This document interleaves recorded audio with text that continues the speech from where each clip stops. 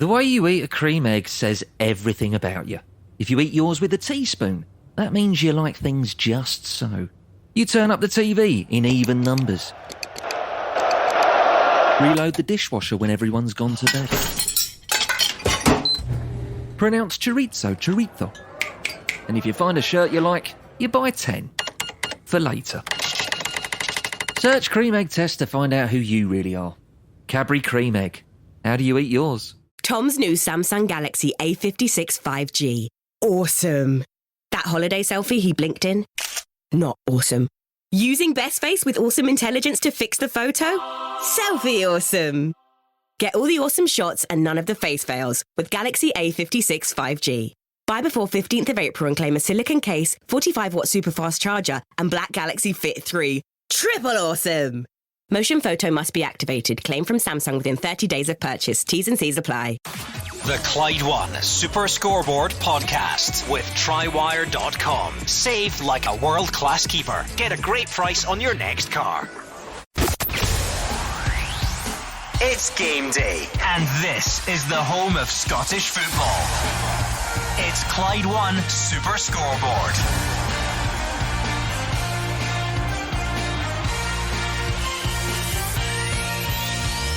Good afternoon and welcome to Clyde One Super Scoreboard on a huge day across Scottish football. Celtic could be champions this weekend, but they have to beat Kilmarnock and then wait to see if Rangers lose against Aberdeen tomorrow. It's all about the top six today. Motherwell play Hearts, both can make it, and so can St Mirren. They are at home to Ross County. Dundee United, St Johnstone, plenty on the line there, and what a day in the Championship as well. I'm Gordon Duncan, and joining me you have Gordon Dalziel, Marvin, Bartley and Hugh Keevins. A simple equation for Celtic, but a complex situation for Brendan Rodgers. The equation is Celtic win, Rangers lose, title number 55 for Celtic. The complex situation is Brendan Rodgers doesn't think his team is good enough, and he's promising there'll be changes in the summertime. Celtic on trial in front of their own fans, having lost 3 of their last 6 games. But the complex situation in Paisley and Motherwell: do Hearts beat Motherwell and complete the top 6? Or is it a share of the points in North Lanarkshire and St Mirren sneak in through the back door? Bring it all on, Marv. Yeah, listen, a massive afternoon of football starting at Celtic Park, like you said there, Hugh. Interesting to see how the Celtic players react. Brendan Rodgers has made the changes. Adam Eade has been brought in up front. James Forrest back on the right-hand side. Seems to be his go-to man. Came in last season and really improved them as well when they needed it. So yeah, listen, some massive games starting at Celtic Park. I won't speak about the other ones because I don't think Motherwell are going to win today, so I don't think that'll go down too well in this room. Andrew McLean's just falling off his seat. Yeah, I'm glad Marv shared the Celtic team there for us, which he's not supposed to. he's new to the programme. He's that size, he can do it like exactly. But I've got to say, I'm really looking forward to it, Gordon. As you say, the sun's shining, brings out the best in the players, brings out the best in football. The excitement there for the top 6, Hearts and Motherwell, a lot of good games in the Championship. You're correct in what you're saying there. I just think we're in for a brilliant day of football. I see it slightly different. It was a mere tease from Marvin Bartley as to the full extent of the Celtic and Kilmarnock team lineups. Andrew McLean has the full picture. Yeah, I was just going to offer to go home and Marvin can come and replace me here, but of course there is more changes than that. Today could have been so different though, couldn't it? The sun shining, lunchtime kick-off, Celtic fans packing out the place. It really is the perfect setting to clinch a league title, but Celtic won't get the chance today. That defeat to St Johnstone last weekend delaying any title party until at least tomorrow. Brendan Rodgers pretty clear yesterday that that's a source of frustration for him, and he was pretty scathing about his players as well in the aftermath of that St Johnstone game. He was accusing them of being too comfortable because of the big points gap and being out of the Champions League.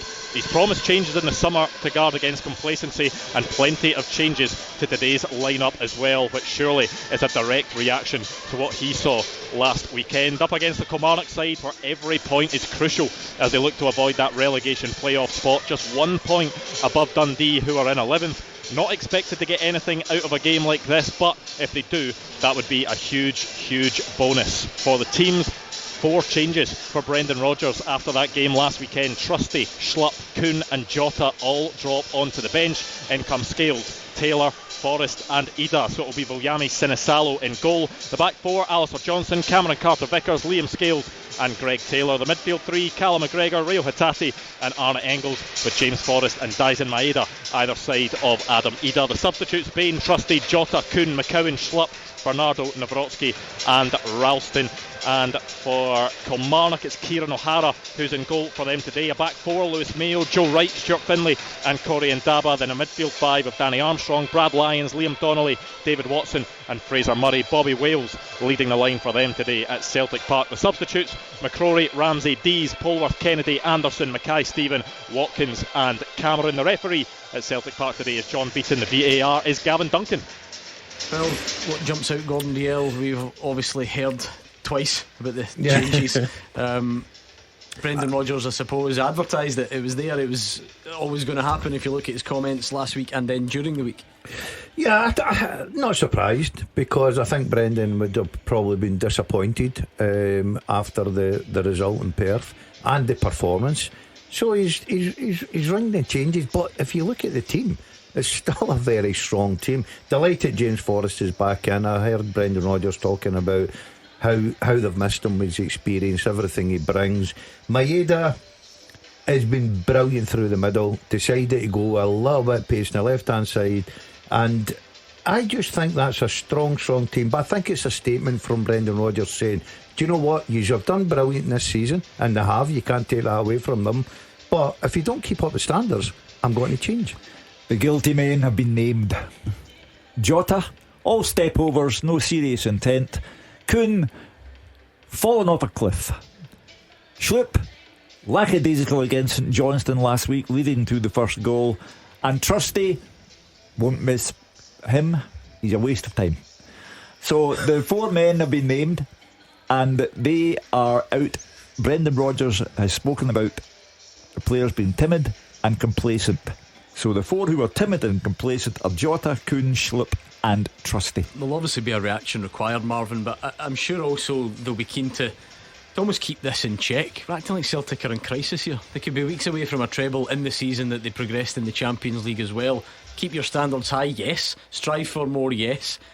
Probably overreacting would be a bit foolish at this stage. Yeah, definitely. As you said there, that they are on course to achieve some massive things again this season. I think players have become a little bit complacent, and I think Brendan Rodgers was speaking about that in his pre-match stuff.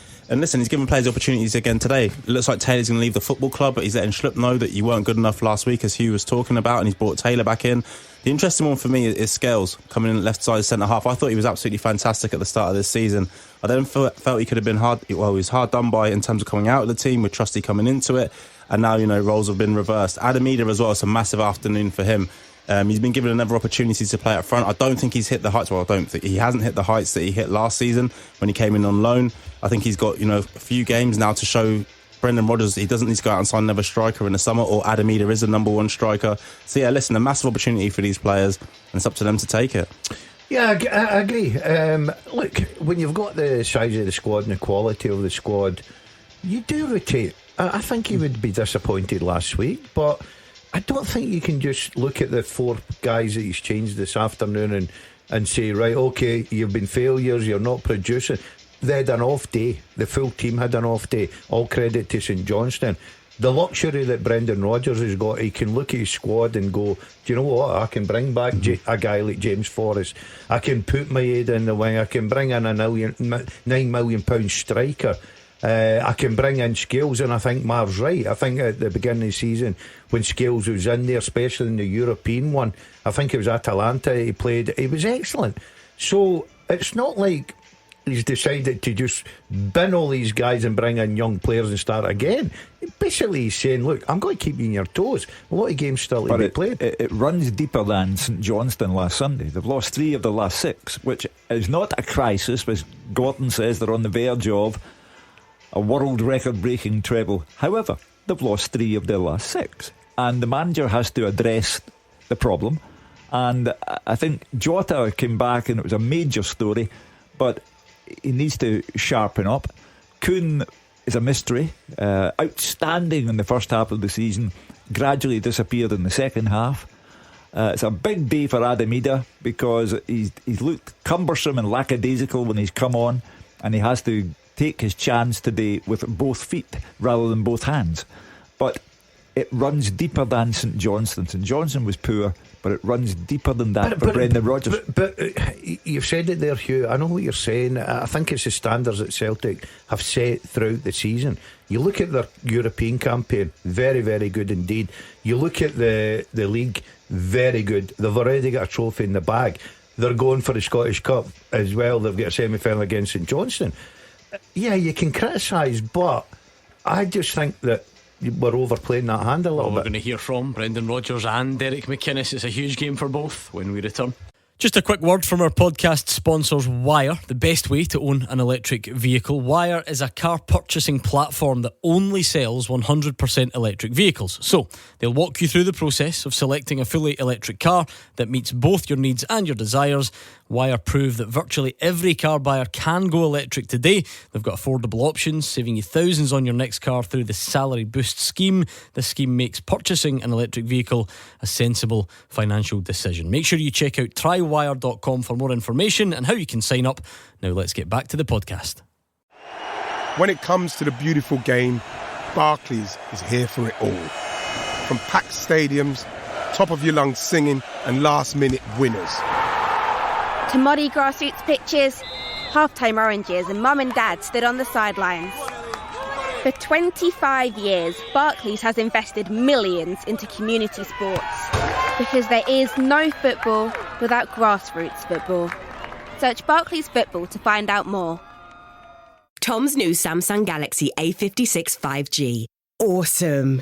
That holiday selfie he blinked in? Not awesome. Using Best Face with awesome intelligence to fix the photo? Selfie awesome.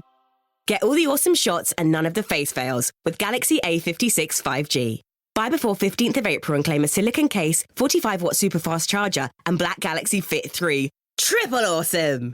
Motion photo must be activated. Claim from Samsung within 30 days of purchase. T's and C's apply. Oh, Jamie's got a new car. He only passed his test last week. Chloe and the kids on the school run in their new hybrid, and the Flemings from 23 off to see their daughter at uni.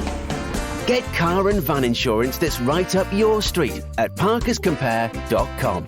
Created by the experts at Parkers, we're 100% independent and dedicated to helping you find the right insurance policy. Quick and easy, you could compare quotes in just 5 minutes from some of the UK's leading providers. For car insurance comparisons you can trust, visit parkerscompare.com. Authorised and regulated by the Financial Conduct Authority. See website for details. Action as it happens. And your reaction from 5 on the open line. This is Clyde 1 Super Scoreboard. Hugh Keevins, Gordon Dalziel and Marvin Bartley are in the studio. We're building up to kick-off in the games across the country. Celtic, of course, first up this afternoon.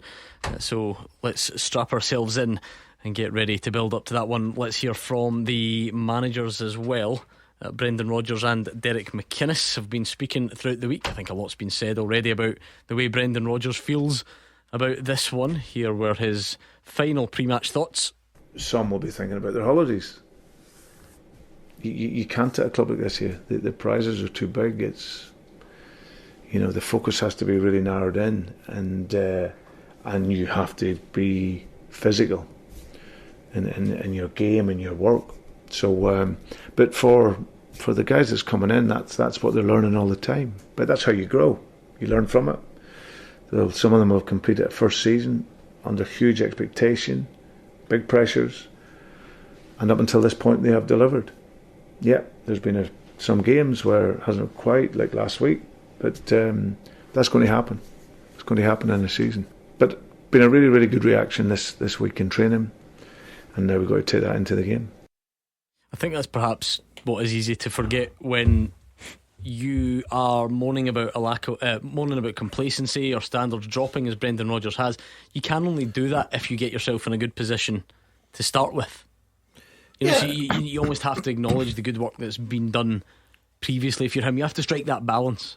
Yeah, and I think that's what he's doing. I think he's just sort of doing what a good manager does, keep everybody in the toes, because they're going for a treble. Everybody fancies them to beat St Johnstone in the semi-final, but he's got to make sure that these players know If you're not going to be at it week in, week out, this is what's going to happen to you. You're going to miss out in a semi-final. You're going to miss out in a final because he's got so much quality in his squad.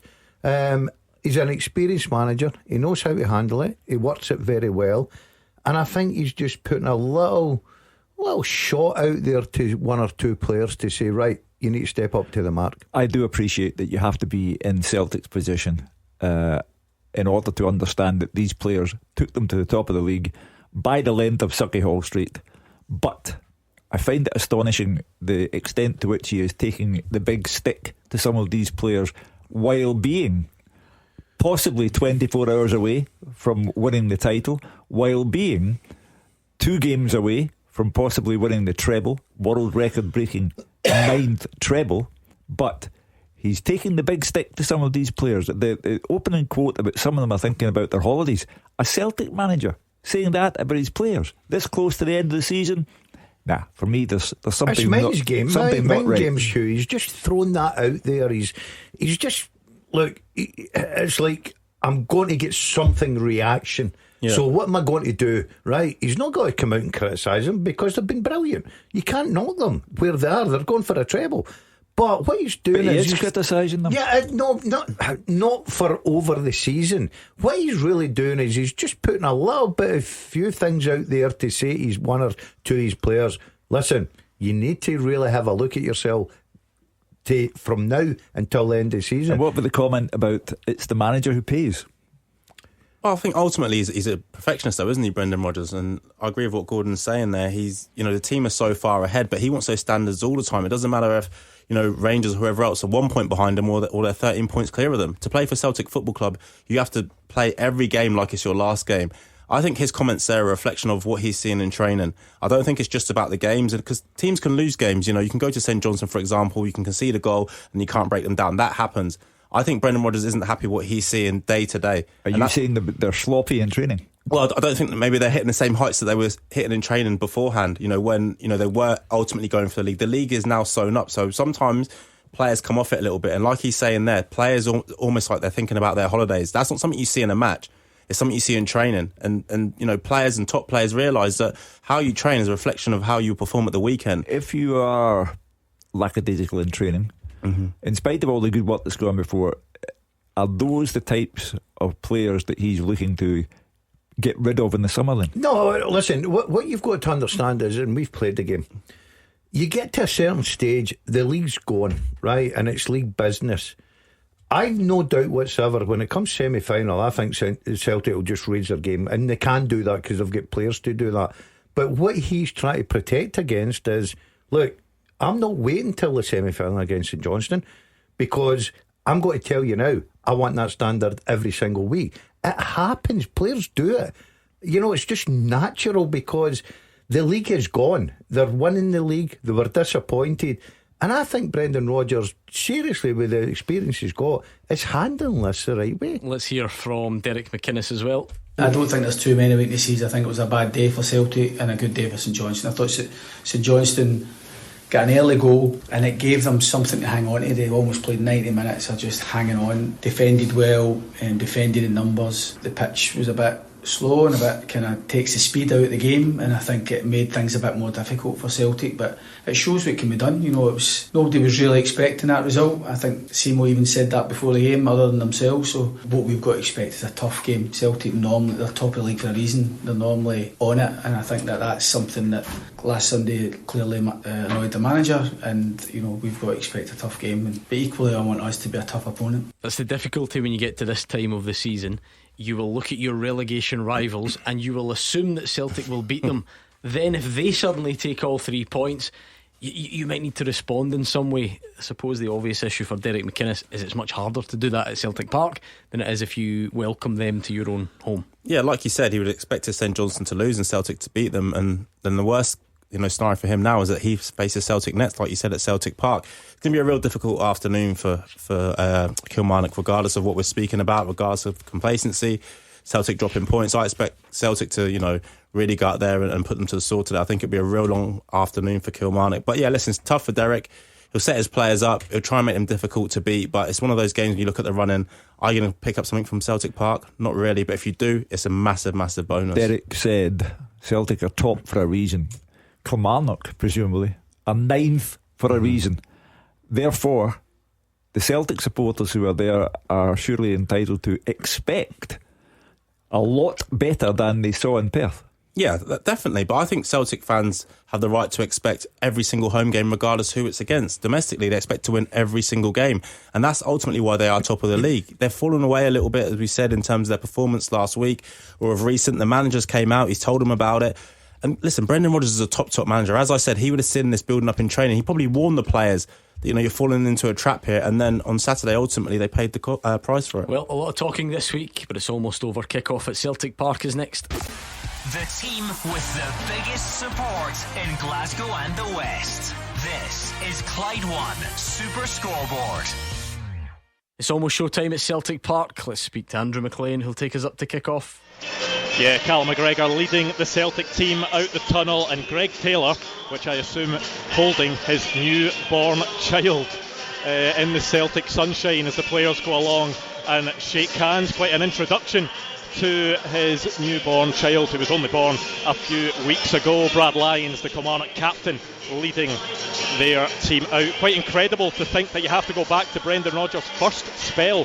That was the last time Celtic clinched the league title here at home. The wait will, of course, go on for that. It could still be the title clinching weekend, though. Celtic need to beat Kilmarnock here today, and then attentions will turn to Pittodrie tomorrow, where Aberdeen would need to beat Rangers for the title to be sealed. The first part of that, though, is crucial to Brendan Rodgers. Really unhappy with what he saw last weekend. Very strong opinions on his players and his post-match comments last weekend and his pre-match comments yesterday as well. He wants to keep those standards high. He wants these players to have that hunger right up until the final day of the season. He's challenging them to get back to their best for the remaining games of the season, because of course there is still a treble at stake. Kilmarnock could do with finding their best form as well. Not the season they would have wanted after sealing Europe last season. A slow start to the campaign. They've never really recovered from that, have they? Now fighting a very different battle to what they were this time last season. Derek McInnes, as we heard in his comments a few moments ago, acknowledging that Celtic's loss to St Johnstone last weekend shows that anything can happen in football, but coming to Celtic Park, facing the champions on their own patch, is a very, very different game. But they showed that they could do it last season with that injury time David Watson header giving them a 1-1 draw. However, Kilmarnock's away record is the worst in the division this season. Celtic break out of their huddle. Bobby Wales is standing over the ball in the centre circle. John Beaton just making the relevant checks, and we are underway at Celtic Park. Clyde One Super Scoreboard. Goal flashes with M&D Green Pharmacy. Planning your holiday? Get essential health advice and medication before you travel. The sun is shining. It's a 6-hour special on Clyde One Super Scoreboard. Things can be won and lost this weekend. There are storylines everywhere you look, so strap yourselves in between now and 6 o'clock and we will go through it all together. What are your first set of score predictions, please, for this game? Celtic 2, Kilmarnock 1. Celtic 4, Kilmarnock 0. Celtic 3, Kilmarnock 0. Well, 3 for a Celtic win then, and it is the champions who go on the attack early on. Adam Ida recalled to the starting 11, remember. That means Dalziel Maeda back to his original position, if you like, on the left hand side, albeit he's done great things through the middle for Celtic in recent times. So it will be interesting to see what sort of start we get in the East End sunshine, because Brendan Rodgers obviously has had a lot to say this week, and Celtic almost sliding one through for Adam Ida early on. I do think, Gordon, amongst all the big picture stuff about where they go next season and standards, I actually think he's just quite annoyed at not having the chance to win the league today. Yeah, I totally agree. I think he's a perfectionist. He wants the League One as quickly as possible. I think, at home though. Yeah, which which makes it so special for everyone concerned with Celtic. If it's the players, their families, the supporters, the manager, of course it is. Look, there's no doubt the disappointment, but let's take nothing away from St Johnstone. They're fighting for their lives, and they produced one of the best results of the season last week. But I think Brendan will be looking for a big improvement. Kilmarnock will not make it easy for them, but I just think that Celtic will run out comfortable winners. I know it's an old-fashioned concept, but Celtic filled 3 stands at Perth last Sunday.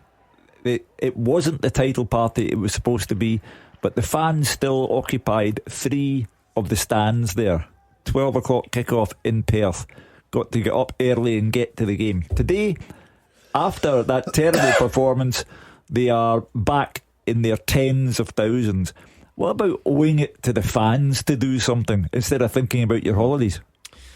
He's shaved his head, Dyson Maida. You fancy that? I could see you just sporting that. It's going to happen in the summer when I go for my hair transplant. Because he's dyed it so often. He's now sort of your colour, though, I think. Because he said he's been dyeing it too much, and he's now just going to let it go. So I think if you look at him now, I think that's the colour that you've got if you were to get the razor out. Do you think? Yeah, well, look, I'm very unfortunate, and I know we're watching the Celtic game, but when I do my hair, I'm going to have big ears and a big nose, and it's not going to look pretty. But I'm just hoping Can we shave your head? But live on the show before you listen, go for your if the people at the transplant place say yes, then I'm quite happy with that. But you won't look like a samurai warrior, and that's what Dyson Maida looks like. And let me tell you, I won't have the pace running out to the car park like my Maida as well. Because Gordon and I witnessed that on Thursday night. We had a 4-minute break. That was a low moment for the show. That there's only 2 car charging points here. Oh, okay. And I needed a charge to get home, so during the break him and I had to run, and it's obviously quite far from the back studio to get out to the car park and then back in He's going to stop watch on. I had a timer to make sure we made it. You should have seen this guy running. He either looked like one of those speed walkers in the Olympics, or it looked like he had an issue in his. Yeah, it wasn't pretty. I've got to say it wasn't pretty. I thought Mark would have taken your keys for you and moved it for you, obviously being the younger man, but no, he was panicking in case we didn't make it back. Hold the fort. Yeah, but it's what you would imagine the game was going to be like this afternoon. It's very Kilmarnock getting people behind the ball, making it very difficult. Celtic try to be patient, working it from one side to the other, couple of slack passes. I think this will be a slow burner, but I still think Celtic will find a way to win it comfortably. That is what they've been good at, Marvin, throughout the season. Is at home they've not had many of those days where teams do just come and spoil it and it works. It might work up to a point, but like we referenced it earlier with the defensive stuff. I think Aberdeen have scored at Celtic Park, Rangers have scored at Celtic Park, and in the league, that is it.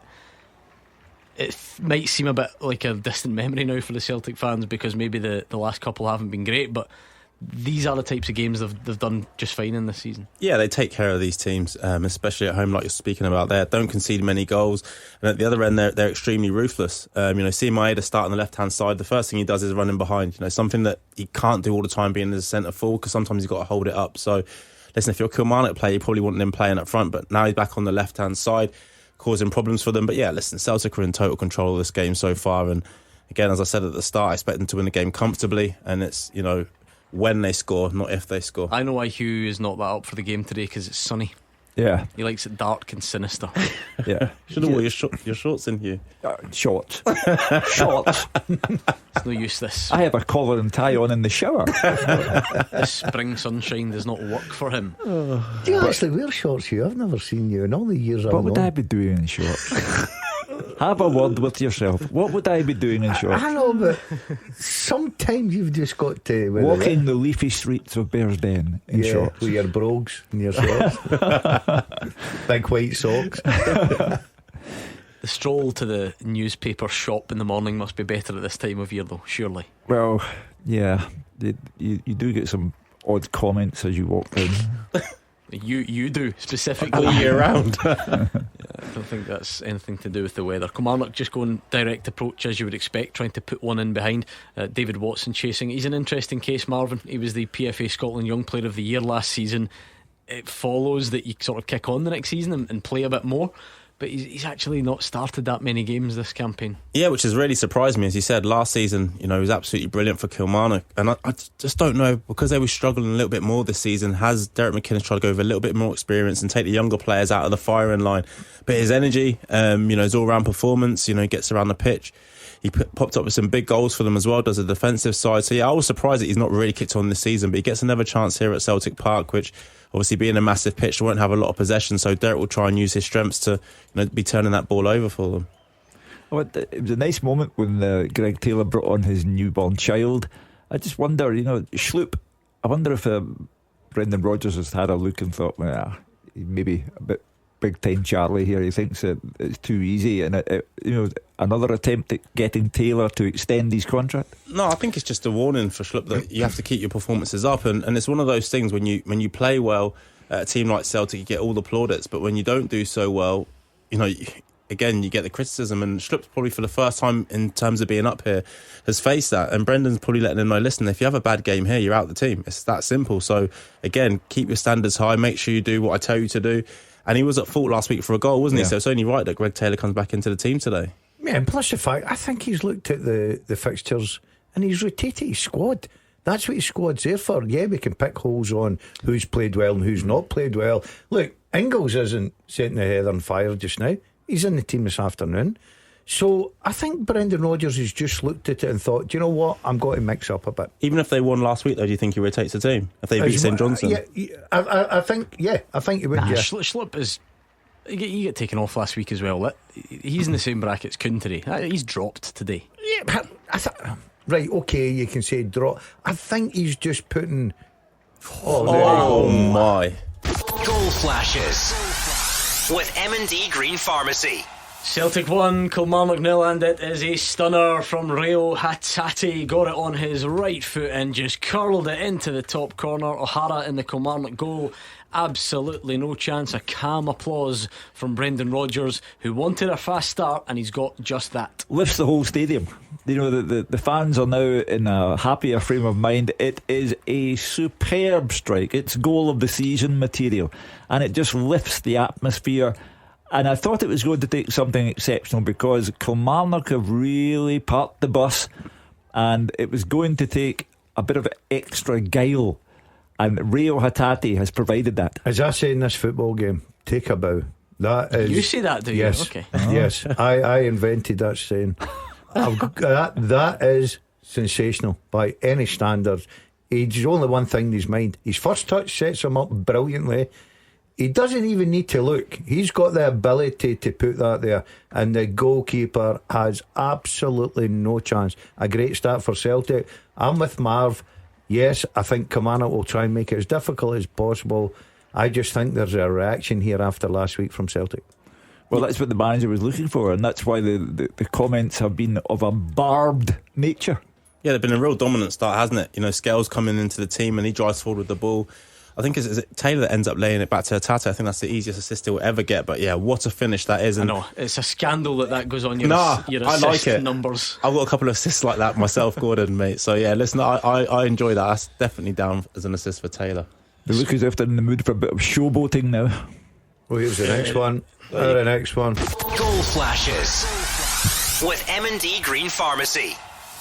And just like that, Celtic have caught fire. 10 minutes gone. It's Celtic 2, Kilmarnock 0, and Daisen Maeda gets in on the act. He already reached the 30 goal mark, and he's added to it again. New haircut, same outcome in front of goal. It is a half a yard tap in. It will be the easiest of the season. It's a lovely, patient build up from Arnie Engels. He slides Johnston across the face of goal. Kelly can't clear.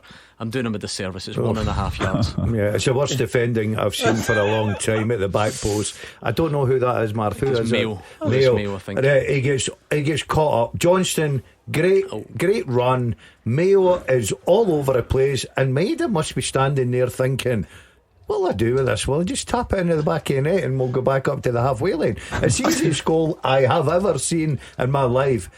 I tell you what, I said Kilmarnock would make it difficult. I'll take that back. Honestly, I haven't seen defend like that in my life from Mayo. I actually feel sorry for him because he can never ever do that again. But like you said, in terms of Celtic, the build-up play is absolutely brilliant. Something we've seen as a trademark of Celtic. Johnson making that run, the ball sit in, and it's fired across. But yeah, Mayo will be so disappointed he's not managed to clear it. I think he kicks it from his right foot onto his left foot to then back heel it. And then Maeda, as you said, adds another goal. See the thing there, Marv, in your Kilmarnock, if you're there at McInnes, you know Johnston's going to make that run. Yeah. You've got to go and match that, right? But all credit to Johnson. If you don't match it, then you've got a problem, because he's in behind. He never thought for 1 minute that Maeda's got. He's not trying to pick Maeda out of the back post, because Mayo's in complete charge of that. I feel like we haven't even fully analysed Rio Hatate's goal before that came along. Someone will tell me the exact time difference between the two, but it can't have been long. There's something about this fixture. That's now 3 of the last 4 league games at Celtic Park. Rio Hatate's opened the scoring. He likes doing it against Kilmarnock. You'll remember the 4-0 earlier in the season. In fact, was that the opening weekend? I think it might have been. Oh, Rio what Hatate a ball scored. that is. I've got to say, they're just getting in behind the Kilmarnock defence too easily. I think it was Ingalls there. They play it down the right hand side. Johnson again whips it, and that's a striker's dream. See if I'm adding Adamida, I'm looking to get on the end of that. That is a striker's dream. What a ball that is. Not so Celtic much, look in the mood. Not so much Glasgow Celtic as Samurai Celtic. Hatate and then Maeda, and they look razor sharp as Maeda's new haircut. Derek McInnes must be fearing the worst. Yeah, definitely. As I said, I wish I could change it to 5-0 now, Gordon. My prediction, because Celtic are all over them. But what Gordon was saying earlier, some of the defending from Kilmarnock, that ball is, like I said, a trademark ball, and they're so far apart. There's so many spaces for the ball to be slid in. That's become compact and let it go to the winger's feet. But listen, when Celtic are in this mood, the sun's out, Brendan Rodgers is enjoying it, the fans are enjoying it, and there's only one thing happening here: Celtic can get more goals. I think you're right, Marv. We can sit as, looking at ex-coaches, managers, and you look at the TV and go, oh, Derek McInnes will be disappointed with not tracking the runs. The movement is brilliant. Yep. You know what I mean? It's everybody goes, oh, go with the runner, whatever it is. See, when you're on the pitch and you're playing against players of that standard, and if they're in the mood, it doesn't matter. You just switch off for a second and you are dead. The danger is that Celtic are really in the mood and Kilmarnock look really off it. Kilmarnock is a dangerous combination. Kilmarnock are just turning the ball over time after time, and it's one of those things that, at the start of the season that we were seeing, that the counter press from Celtic being absolutely brilliant, and Kilmarnock have been caught probably in a defensive third 2 or 3 times already with 13 and a half minutes in. Those players 100% have looked at that clock about 5 times and thinking that's not working. Surely it's further gone than this. Is Brendan Rodgers turning around to Kuhn and to Jota and saying, you see what I mean? No, I think he's sitting there. I don't think he would even acknowledge what's going on. I think, listen, it'd be one of those things, concentrating on the players on the pitch. And Liam Scales has fired one from 25 yards and really caught it, stung the palms of O'Hara in the Kilmarnock goal. This is the thing, they can't, as a centre half stepping forward and shooting from 25 yards, Kilmarnock can't force them back. It's one of those things when you analyse Celtic and their centre halves are in your attacking half of the pitch, or your defensive half of the pitch rather, it makes things so difficult, because as soon as you clear it, they pick it up, constantly coming at them.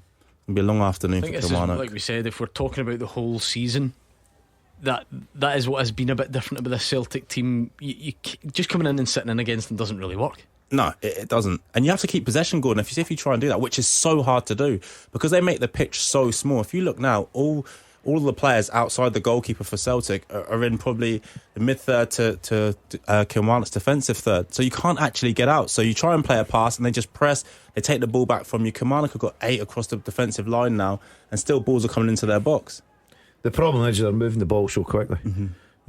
Kilmarnock can't get into position. The minute they go and try and get into their position that they've worked on probably in training, Celtic have just shifted the ball to the other side, and all of a sudden they're all over the place. And you're right, Marv, you see Scales coming forward there, comfortable on the left foot, tests the goalkeeper.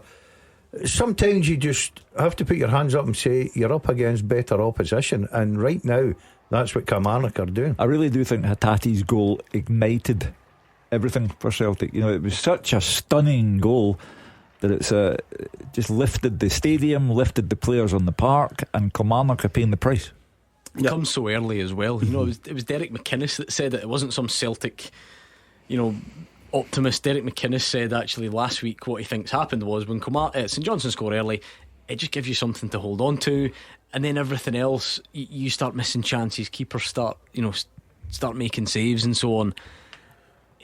It's the biggest cliche in the book, but it's so true about just the way goals change everything. And once Celtic get their noses in front early, it's a long road back. And like you said, it's a type of goal as well, because that does get bums off seats when you see that sort of goal. And from a Kilmarnock defensive point of view, you're probably thinking if they're shooting from 20, 25 yards, then, prefer that than them sliding the ball in between us. But when you hit in the top corner like that, there's no chance of stopping it. And listen, Derek McInnes will be sitting there now. They'd have came up with a game plan. They'd have probably split it up and said, like, get through the first 20 minutes and see where we're at. But they're already 2-0 down, and it just looks so tough for the players out there now because they can't get hold of the ball. Celtic are constantly coming forward, as Gordon said earlier, moving it from left to right, right to left. And as I said, they're just really struggling defensively with it. That's your big problem. You're sitting and you're a away manager, you're 2-0 down, you're looking the way Celtic are moving this ball about, and you're thinking, do I change it or don't change it? How do I get back in the game? How do I try? But the problem is, they can't get hold of the ball. Celtic are just dominating possession of the ball, and the minute Kilmarnock do get it, they're getting it right back to them, and Celtic looks so comfortable this afternoon. Yes, the performance at McDermott Park, I've always said I think it's one of the hardest places to go and play. You've got to really lift yourself. This is Celtic Park, full house, the sun is shining, and I'm telling you right now, as a player, that makes such a difference. They've got off to the best start. They are in cruise control. They're up at 85% possession. Yeah. Marvin, it's going to be a long day for Kilmarnock. Yeah, that's the thing, because even in the first couple of minutes, Kilmarnock were trying to make passes and they made one or two, and then all of a sudden they just start turning it down the channels, and Carter Vickers and Scales were just picking the ball up and they were coming back at them, and like you said, 85% possession. They'll get in at half time, be absolutely knackered. They'll take that now. They'll take going in 2-0 down to try and freshen things up at half time, but it's going to be really, really difficult for them. We haven't even had 20 minutes yet. Yeah, exactly. They're looking across thinking, can I get some help here? But you know what starts to happen here? Listen, I've been there at Celtic Park, I think on the end of a 5-1 defeat there, and it's one of those things, players just go into their shell, and you start sitting behind the ball thinking I'm doing my job, and you're actually doing nothing, and they're playing from left to right, right to left. They're moving you about. Not only physically is it demanding on you, but mentally as well. That's when they really begin to punish you. And we spoke about Jota and Kun, people going to come off the bench with points to prove. It's not one of those things you want if you're a Kilmarnock player. But it's what they want if you're a Celtic supporter, so maybe that's the policy. Be rude to them all week and then get a lift. It's just demanding, as I said. Brendan's demanded from these players. He's came out, he's spoken about it, and as I said, I genuinely believe he would have warned the players about this behind closed doors first, whether it's their training that was slightly coming off it. We're going to be on the end of a sore one, and then it happens at St Johnstone. That's not just happened overnight. So now he does want to see reaction. Now he's came out publicly and called them out, which he rarely does. So now he's put it over to his players. You go and show me that you are capable of doing what you've been doing for the majority of the season, and the first 20 minutes, anything to go by, they are showing that they got the bit between their teeth again. Got to be a psychologist to be a manager. I'm looking at you too. Well, that's why we're in the studio. We're not managers. But Brendan Rodgers is very experienced. He knows what he's doing. By the way, he's probably said to one or two that started this afternoon, hey, you could have been in the same boat. So you've got to lift your game. You look at guys like Alistair Johnston and all, who's been brilliant, had been off it for a few games. Probably the worst game he's ever had was against Rangers. Ingles has come in for a bit of criticism because of that heavy price tag. So there'll be one or two there that's probably been a quiet word in their ear, and they've responded. That's all you ask for as a manager. Always remember my good friend and Lisbon Lion Jim Craig telling me about Jock Stein's psychology. He came in to be ripping. Goal flashes with M&D Green Pharmacy. Now that is a collector's item. Cameron Carter-Vickers has strode forward and smashed one into the top corner from miles out. He almost hit it like it was a clearance. See if you look at the way he hit it, and it curled away into the top corner. His teammates look surprised, he looks surprised, and it's Celtic 3, Kilmarnock 0 with only 20 minutes gone. Do you know the thing about that? It's the two centre halves. Scales passes the ball to the other centre half, and I've got to say, I thought a tatty strike was good. My goodness, you could put two garage doors on that gloves, and he ain't saving that. He's getting nowhere near that. Wow. Yeah, it's what I've been speaking about in terms of them stepping forward with the ball. Like I say, Scales did it earlier, Carter Vickers has done it this time, but what a finish. But from Kilmarnock's point of view, you've got so many players behind the ball, now in their shell, now not wanting to go out and press. Centre halves from Celtic are just strolling forward with it. But listen, again, it's one of those, you look at Carter Vickers, you let him shoot, you don't expect that. In fairness there, you would if you're Derek McInnes and you don't close down Callum McGregor 20 yards out, you're annoyed. Yeah. Cameron Carter-Vickers when he's You're 35. shouting, shoot. Yeah, mate. Honestly, if I'm the defender, I'm going. Go on, I'm then. a goalie, right?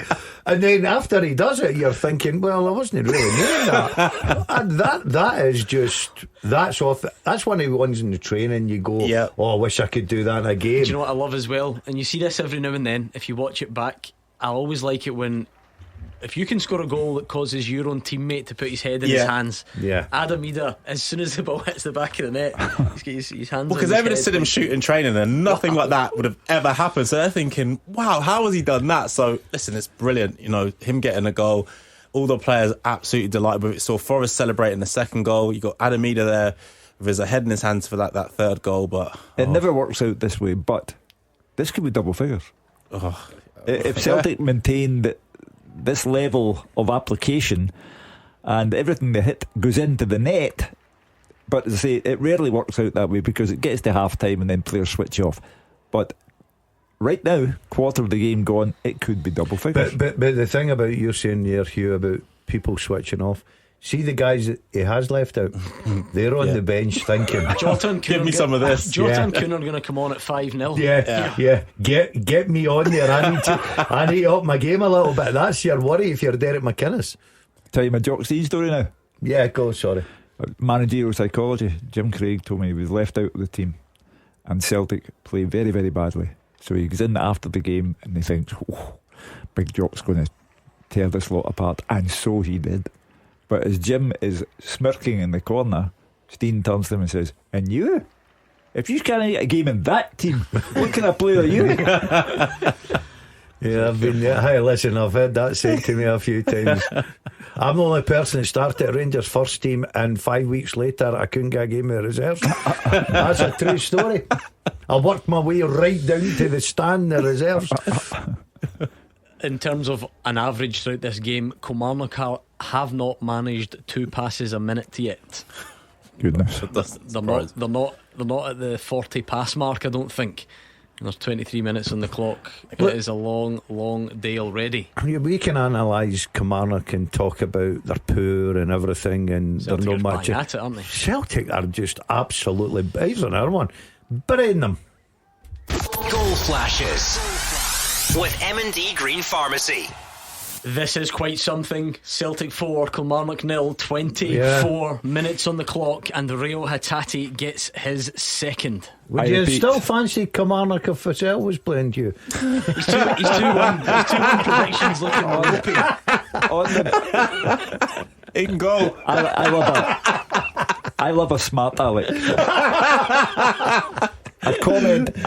First of all, Vassell isn't playing, therefore the remark was redundant.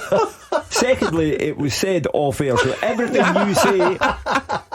you say off air today, I am repeating. I think you're bang on with that. He should know better. But what he did say on air is that it would be 2-1, and I'm wondering how you're feeling about that currently. I am taken aback by Celtic's performance, and also Kilmarnock are reeling now. And I said 1 minute ago, and I repeat, this could be double figures. You're also giving him too much credit. As much as I like to criticise him, you know the how can I put this, the mental state he's in this afternoon. Do you think he remembers what was said off air and what was said on air? Oh no, he's never been able to do that. But at some point in the programme today, he's getting it. I'm looking for you. It's just because it's sunshine outside, it's so comfortable, and I don't know what else to say about Celtic. They're that good. Oh wow, 4-0 after 24 minutes. This, you do kind of run out of things to say after every goal, because we called it a long afternoon 10 minutes ago. We've banged on about the possession stats, we've banged on about how Celtic are at it and Kilmarnock are off it. This could be anything. Yeah, it really could. And as you said there, Kilmarnock, not only can they not get on the ball, they can't stop Celtic even getting into their defensive third. So many players in the box there, and they concede that fourth goal. You've got players falling over, you've got players sliding, you've got players holding each other's hands. Derek McInnes will be absolutely seething. Listen, Celtic have been brilliant, but I don't think Kilmarnock have helped themselves at all so far this afternoon. And that's the worst thing. Going to Celtic Park, 1, you're out of form, but 2, you're performing like this. I just don't know how they plan on stopping them, because it's just constant wave after wave. It's like a training game. It's something you do in training. One team has the ball and constantly they just attack and attack and attack. And I said 4-0, 26 minutes gone. Wow. There'll only be one disappointed Celtic player on that pitch. The goalkeeper? No, centre forward. No, I would say two.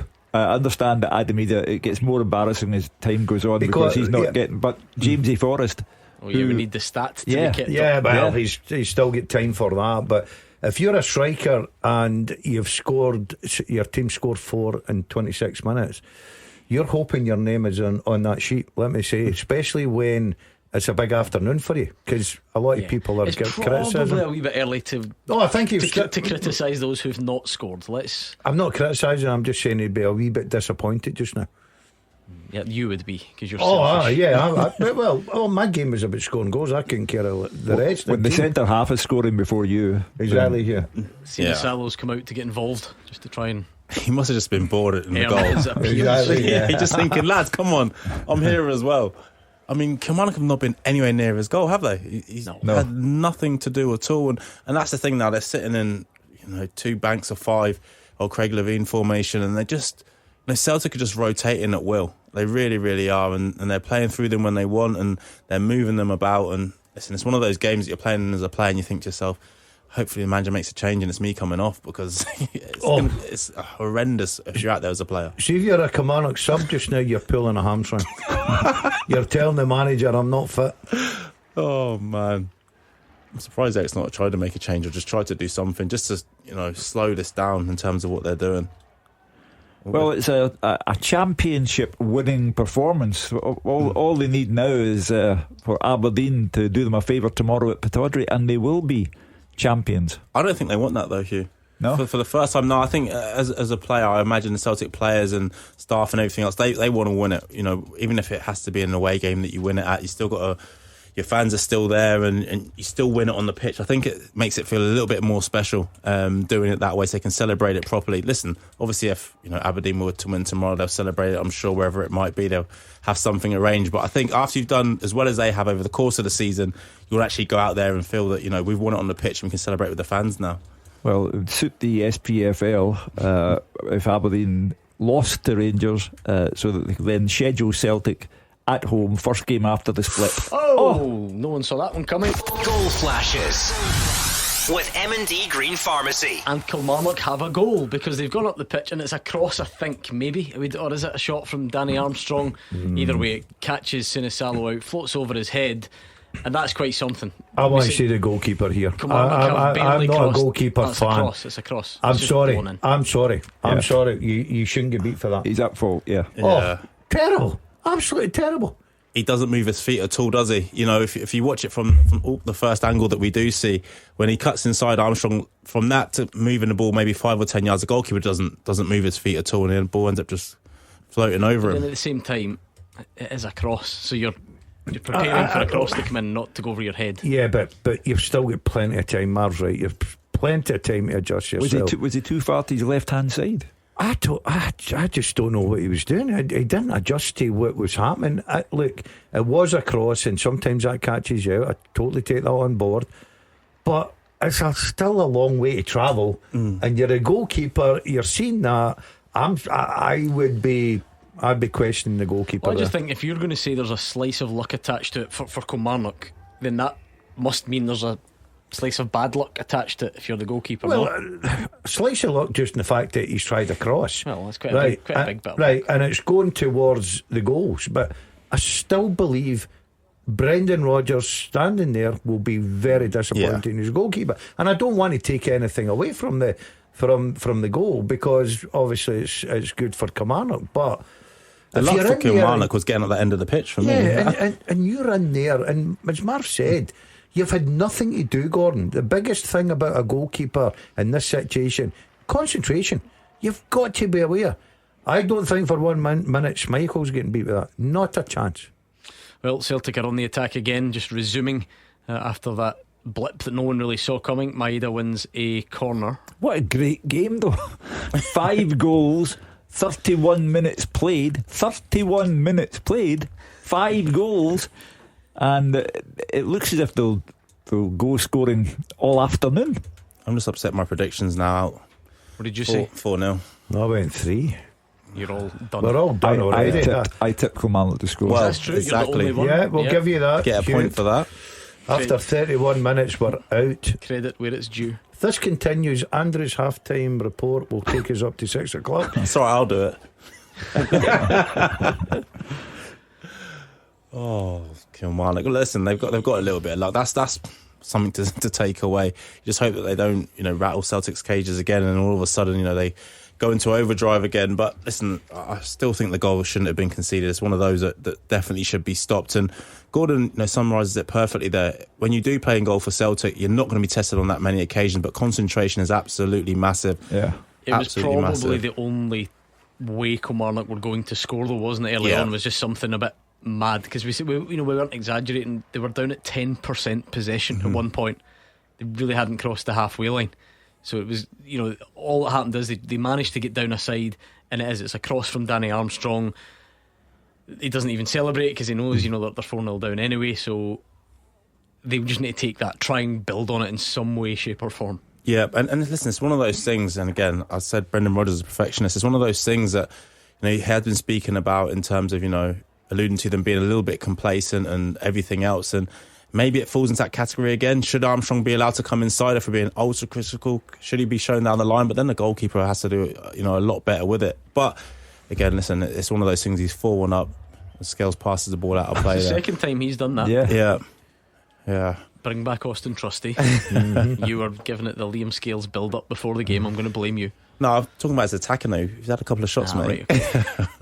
The game down south at the moment, if you're interested, Man City 1, Crystal Palace 2. City were 2-0 down at home, but Kevin De Bruyne, they've never been the same since the day I left. Oh, you can say that again. Yeah, that's true.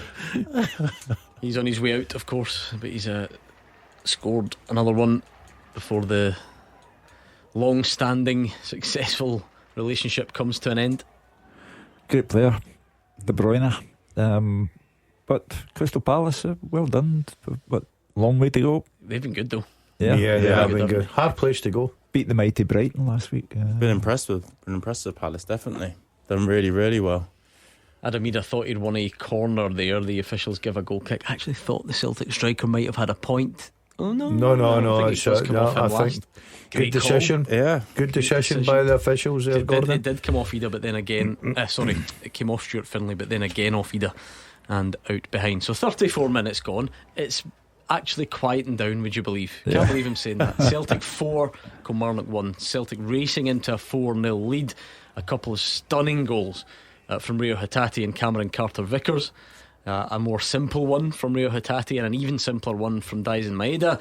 And then Kilmarnock, when you thought they could be on for the worst afternoon of all time, and they still might be, but they at least managed to get something across from Danny Armstrong. He actually got it wrong, but luckily for him it drifted over the head of Sinisalo, and it's Celtic 4, Kilmarnock 1 with 35 minutes played. And it's been highly entertaining in the sunshine. It's one of the best games I've ever seen in sunshine. Celtic have been brilliant.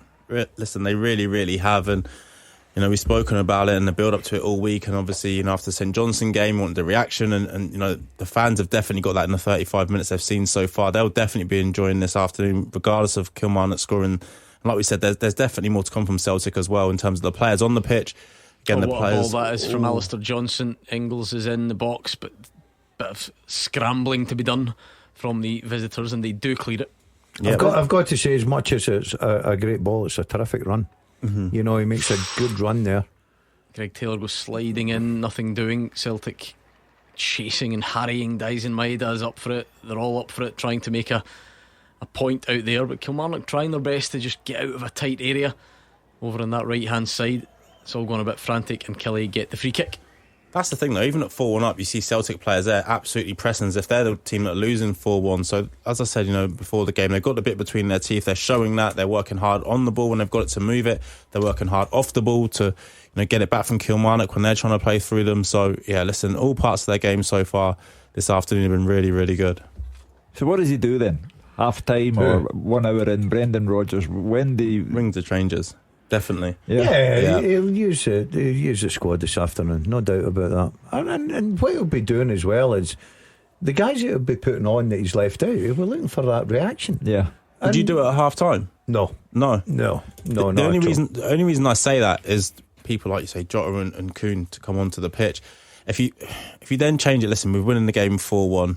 Do I change it at half time to give them half a game to go out there and show me that they've got the bit between their teeth as well? But then also it's almost like a cushion to say, I wasn't pointing the finger at them. Like you said at the start of the show, Hugh, is he saying that it's Kuhn or Jota or these players who've been complacent? You can almost like butter it up now. I just rested them. I given them 45 minutes. I put them on at half time. So I wonder if he, uses that side of it. I'll be very surprised if he makes any changes at half time. I think he's looked at that. He's been delighted with the response. I think he doesn't want to upset anything quickly. And obviously you're bringing on quality players. I take that on board. But I think he'll give it the usual managers 15-20 minutes, have a look at who needs to be brought off. I think they'll score another goal by that time, and then just basically say to the guys, right, okay, there you go, 25-30 minutes, go in there, show me what you're all about. City are level, Man City 2, Palace 2, Marmoush with the goal on 36 minutes. So a good game there, not as good as we've got in this one. They're still trailing us in the goal scoring stakes just but you know what, like we said about that old cliche earlier, there's a long old way to go, but actually the goal has probably settled things a bit for Kilmarnock. It's just funny how that works. They've not done anything else, they've not created anything, but it's just stopped the momentum. It's also impossible for Celtic to maintain the pace that they were playing at because they come flying out of the traps. I still feel like they might have though had Kilmarnock not scored. You think they could have carried on at that pace? I think up until half time. Yeah, well, no, listen, goals, like you say, they change games whether you score the first one or you manage to get one to slow them down now. So, yeah, listen, it's one of those things. And Kilmarnock are defending a little bit better now as well. They're staying in a better shape. They're tracking runners a little bit better because they don't want to be embarrassed as well. It's probably not the goal that's done that. That's brilliant. Now they get in. Yeah, corner kick to Celtic. Really nice play down the left-hand side. Dalziel Maeda cuts it back. I think it's Joe Wright who gets the final touch and out it goes. Their movement's very good, Celtic. They're really looking sharp this afternoon. Obviously they've had a good week at training. Brendan Rodgers has had a few words. They're moving the ball a lot quicker. Their movement's good. And as much as you can criticise Kilmarnock, sometimes it's very hard against good players to keep that up. Well, corner kick for Celtic. Arnott Engels will just whip it in, and it's actually in a really good area, but Celtic had sort of spread out a bit and no one is there to challenge as it's headed clear on the 6-yard line. Well, Adam Eady must be looking at the clock and thinking, come on. When's my turn? Get me a chance. Yeah. It's been difficult, hasn't it? Because a lot of the play, as Gordon's saying, has been down the sides, and Maeda making a run, or Johnson or Engels. It's been tough for him. He's not really had a lot that's gone through the middle for him outside the one that Alistair Johnson flashed across and like Gordon said he would have been on the end of. So yeah, he's not really had that much to really feed off, and it sounds silly to say that when they're 4-0 up and in total domination of the game, 4-1 up in total domination of the game as well. It is just constant. The possession stats, we kept reading them out earlier on, not really changing, still bubbling away around that 89-90% mark for Celtic. Kilmarnock just desperate to try and stem the tide a bit. I mean, they have in a way with the goal. 5 minutes to go until the break. That would be the next sort of landmark moment for them to just try and get there and make sure this is no worse. Do you take any form of consolation if you're a Kilmarnock player? Well, at least we scored. No, not at all. There's still another 45 plus, and when you look round at the bench as well what they're going to bring on. I think Derek will be planning something at half time. I don't think he's just got to come out with the same tactics, same formation, because if he does, then it will go 5, it will go 6, whatever Celtic want it to be. So he's got to try and find a solution before. I think mentally as well, like the nature of the goal, you've not really done anything for it, so actually your performance level hasn't changed. Do you know what I mean? It's not like we've put pressure on, or we've got a bit of territory. So that's probably why it's not really even enough to shift his mood even 2%. No, it won't shift it at all. We saw him just on the screen there speaking to his assistants, and as Gordon said, probably coming up with a plan for the second half, because you're going to need to freshen up regardless. Listen, if it, even being at 0-0, you know how hard it is out there against Celtic, how much work they're going to have to put into it. Like you said there, successful pass. There's a stat appeared on the screen that the successful passes in the final third, Celtic 161, Kilmarnock 1. One pass in the final third, 41 minutes into the game. I don't even know what to say off the back of that stat. And listen, it just sums up the game perfectly, doesn't it? You know, outside of everything else, sums it up perfectly. Celtic have just been dominating the ball, and they're, again, every single Kilmarnock player is behind the ball in their defensive third. And Celtic are just moving them around at will, and they're just waiting for that opportunity as it comes into Adam Ida's feet now to just to get in behind them and flash balls across the box. But yeah, Kilmarnock are having to work so hard off the ball. And it must be really demoralising, Gordon, because you know that realistically this is all you can do for the next hour or whatever's left when you add it all up. You know, that trying just to limit the damage. And Derek will know that. Oh, here we go. Could be another one here. Here we go. Almost a hat-trick for Rio Hatate, but it's in the net anyway. Goal flashes with M&D Green Pharmacy. It's Dalziel Maeda. There's a race for a hat-trick between him and Rio Hatate. We thought the midfielder had got it. He skipped into the box. There was a break of the ball initially. He danced round one. The goalkeeper made the block, but Maeda was on hand to convert the rebound, and Celtic pick up again. Celtic 5, Kilmarnock 1. He might be saved here. Yeah, I think he might just be saved here with Adam. Come off his shin. I think he's just leaned ever so slightly off, but we'll see what happens when they draw the lines. That looks incredibly close when we see it from there, but it's just too easy, isn't it? It is too easy. You got 3 Kilmarnock defenders behind their goalkeeper. The goalkeeper's coming out to block the ball. You've got 3 of their defenders behind him. They're just no sort of shape to what they're doing. I think Ida might have. Is the right back playing him on? Nah, I don't think so. It's hard to tell. That's why they draw the lines. Otherwise, they would just. Great save from the goalkeeper, the first one as well. Does brilliantly well to deny Hatate. Gets it at his feet, spreads himself. Falls to the man in form though, and he puts it in the back of the net. But Derek McInnes, listen, I know we're speaking about how great Celtic are, but Kilmarnock haven't helped themselves at all. Balls come in the box, defenders aren't defending. You can see 1 or 2 of them, I think, potentially dragged at half time. I think this will be ruled out. I think he's just leaned ever so slightly. Yes, there we go. Celtic 4, Kilmarnock 1. It remains. Adam Ida had just leaned in an offside position, his sort of his shoulder, if you like, or his chest. It's having a good day, Adam, isn't it? Needs to be a bit that you can. It's close. It's very close. By the way, good shout, Gordon, in terms of the right back being the furthest one back, although he doesn't keep him on side. Yeah, it's so tight. So tight. But it's another warning to Kilmarnock how easy it is for Celtic just to, that one ball through the middle. They've got runners, they've just got quality, and like, we're not going to finish this game 4-1. Absolutely not a chance. No chance. Oh, well done, Scales. Yeah, good stretch. That's why I said he should be in the team, Gordon. You see that there, mate? Yeah. You know your stuff, son. I'm not going to argue with you. We almost saw the fine margins of playing out there because everyone's, heart rate would have gone up if you're a Celtic fan and you worry, but actually that touch from Liam Scales then sets everyone away. Yeah. And Kilmarnock almost regretful at pressing Celtic high. And that's the thing, when you do play out from the back, it's normally like you think, the team's got them and they've pressed them, but it's one pass, it's one good touch, and all of a sudden they're out and they're getting a corner at the other end within 15 seconds. Well, there's been an incident here. Arnie Engels just barged into Liam Donnelly. That's fine. It's fine for you. Yeah, that's fine. I'll do that to Mark Wilson in the Masters all the time. You trained for that. That was your Get game. Him up, It's the only reason you got a contract. Get him up. That's absolutely fine. Don't mind that from Engels, by the way. Showing a bit of grit and horrible side of the game as well. Actually enjoyed that. He's different. Well, Arnie Engels, the man who left one on Liam Donnelly's going to take the corner. It wasn't spotted at the time. Play went on. It's not the type of thing you would come back for or anything of that severity. No, but if I'm Engels, I'm saying to them, listen, the last one I put right on the edge of the 6-yard box in the centre of the goal, nobody's there, so make sure someone's attacking this ball. He's getting a warning, isn't he, from the referee? Don't run into people. All right, mate, it's football, leave me alone. Play nice. Exactly. It's not a school playground. Probably seen him, listen, put it in the front post. Vickers has got to make the run. Take a flag.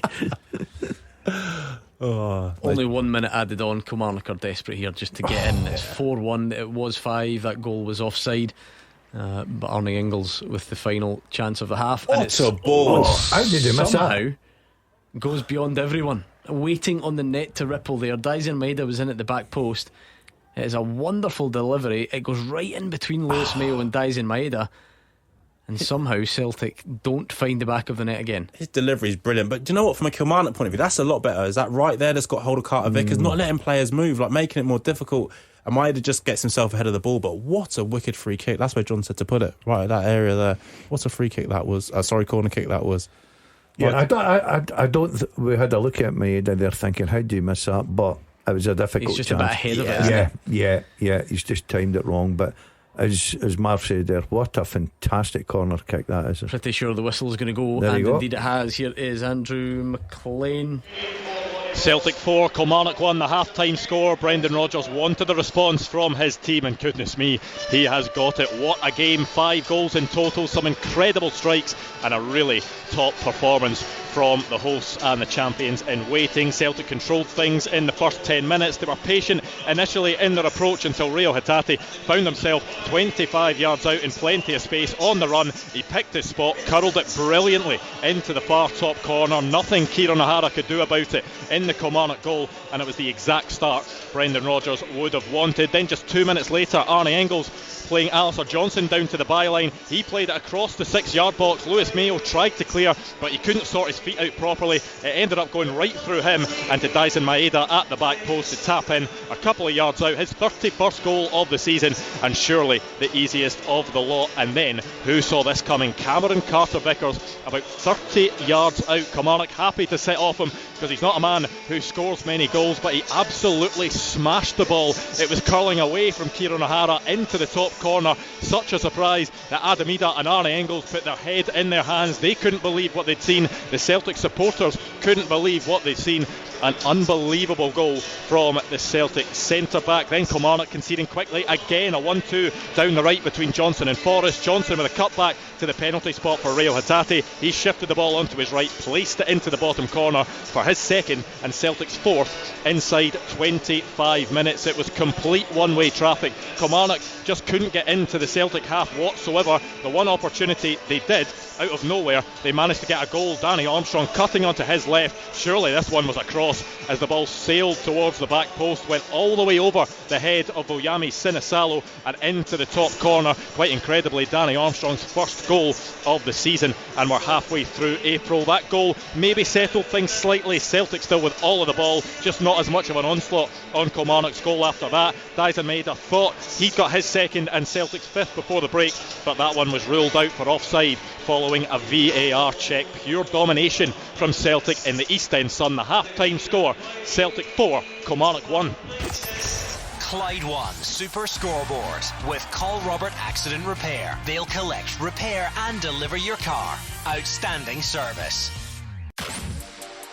The Clyde 1 Super Scoreboard podcast with Trywire.com. Kick high prices to the curb. Drive away with huge savings. Tom's new Samsung Galaxy A56 5G. Awesome. That holiday selfie he blinked in? Not awesome. Using Best Face with awesome intelligence to fix the photo? Selfie awesome. Get all the awesome shots and none of the face fails with Galaxy A56 5G. Buy before 15th of April and claim a silicon case, 45-watt superfast charger and Black Galaxy Fit 3. Triple awesome! Motion photo must be activated. Claim from Samsung within 30 days of purchase. T's and C's apply. The way you eat a cream egg says everything about you. If you eat yours in small nibbles, that means you're real deep. You can sense when someone's about to text you. Huh. Your dreams mean stuff. You keep all your birthday cards in a little box. And you happy cry at anything heartwarming. Search Cream Egg Test to find out who you really are. Cadbury Cream Egg. How do you eat yours? Get the new Google Pixel 9a on EE and save a massive 384 pounds. Now with Add Me. What? Add to you? Well, no, not me, but Add Me. Lets you add everyone to the picture, even the person taking it. Perfect for the family get-together. That's right. Plus, save even more when you trade in. Right, squeeze in, everyone. All on the UK's best network for over 11 years in a row. Savings across contract. Trade-in value dependent on device. Eligibility. Credit check and terms apply. Credit by EE Limited. Verify best network at ee.co.uk/claims. The Clyde 1 Super Scoreboard podcast with Trywire.com. Kick high prices to the curb. Drive away with huge savings. The winning team all season long. This is Clyde One Super Scoreboard. A relentless first half from Celtic sees them 4-1 in front at the break. Even Kilmarnock's one came from just a rare 40 up the pitch, and it was a cross that ended up in the back of the net. This has been domination of a level that we actually don't see very often. 90% possession for Celtic, over 500 passes to Kilmarnock 66. It has been a very tough afternoon for Kilmarnock. I suppose first though, Andrew, let's start with the home team. Is the vibe in the stadium that this is exactly the reaction that Brendan Rodgers was looking for?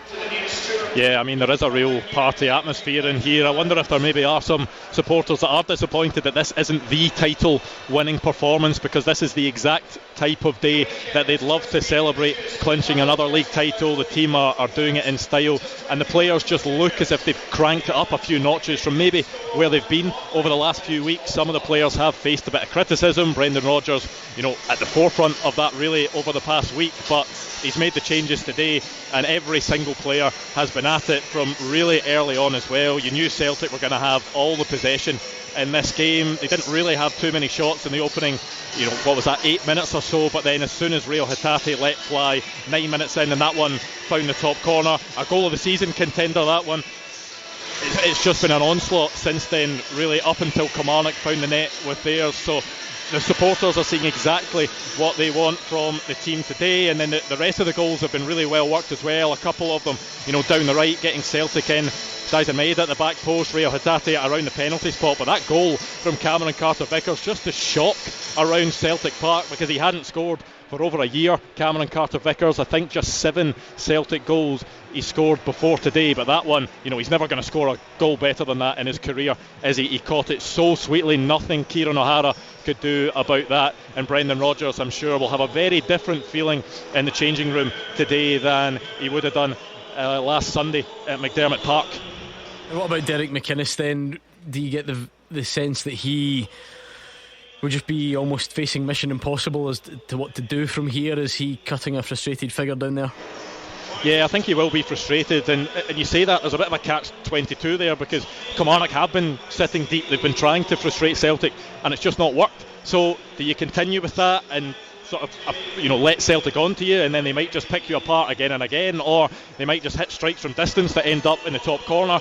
Or do you try and go for it a bit and take the game to Celtic and maybe make the changes to go a bit more attacking, but then leave the space in behind and potentially concede more goals? So I'm sure these things will be going around the head of Derek McInnes. Really not an easy decision for him. The game is gone at this point. There is no chance Kilmarnock are going to get anything from this game, but you do think goal difference could come down to it as well. The league table is so tight down there, and whether you finish 11th, 10th, 9th, it could come down to how many goals you concede. So they will need to stop the bleeding. They did manage to do it for the last 15 minutes or so of that game. It looked as if Dyson Maeda had made it 5, a very tight offside to keep it at 4. But one thing Kilmarnock need to do is just make sure they keep this score as low as possible, because as I say, goals could play a crucial role in whether they end up in that relegation playoff spot or not. It is a fair point. Going to Celtic Park and picking up points is tough in the relegation battle, let's be honest, Marvin. But the half-time scoreline has taken Kilmarnock below Dundee in terms of goal difference. It's taken them now level with Motherwell in terms of goal difference. If this gets any worse before the end, they could be in the same territory as the likes of Ross County, the teams round about them. So at this stage of the season, there are scales of defeat here that can be obviously more damaging than others. Yeah, and that's 100% what Derek will be worrying about in there. As Andrew said there's no chance of them coming back into this game and getting absolutely anything from it. But the fear is that they concede more goals, and I know Andrew's given us 2 possible options there in terms of them coming out and attacking more, or sitting and defending. I think you have to try and defend, and you just have to try and do it a little bit better, and hope Celtic run out of steam somewhat, because as you said, goal difference will play a massive part. The season is so tight. They're going into the bottom 6 now. They know that. It's going to be a real tight end to the season for them, and he just doesn't want to come away from here with it being 6 or 7-1, because that'd be a massive dent to them. The problem for Derek is that in the spirit of the week that Brendan Rodgers has had, he cannot allow any deceleration. Celtic have to keep this going. You can change the personnel, you can take James Forrest off or anybody you like, but Jota, Kuhn, they have got to come on and be at their peak as the team have been in the first half. So that's Derek's problem. Celtic can't, after a week of talk of complacency, Celtic can't take their foot off the pedal now. Derek's problem's quite simple, Hugh. It's to close up shop and try and get out there with a 4 or a 5. And I think Celtic will score and add to that lead in the second half. But you cannot come out there and think, right, the game's away from us, let's go and we'll try and attack, we'll try and put Celtic in the back foot, because the way Celtic are playing and the mood they're in, it could be a real sore one. Any sign of changes at the break from either side, but particularly Kilmarnock, Andrew?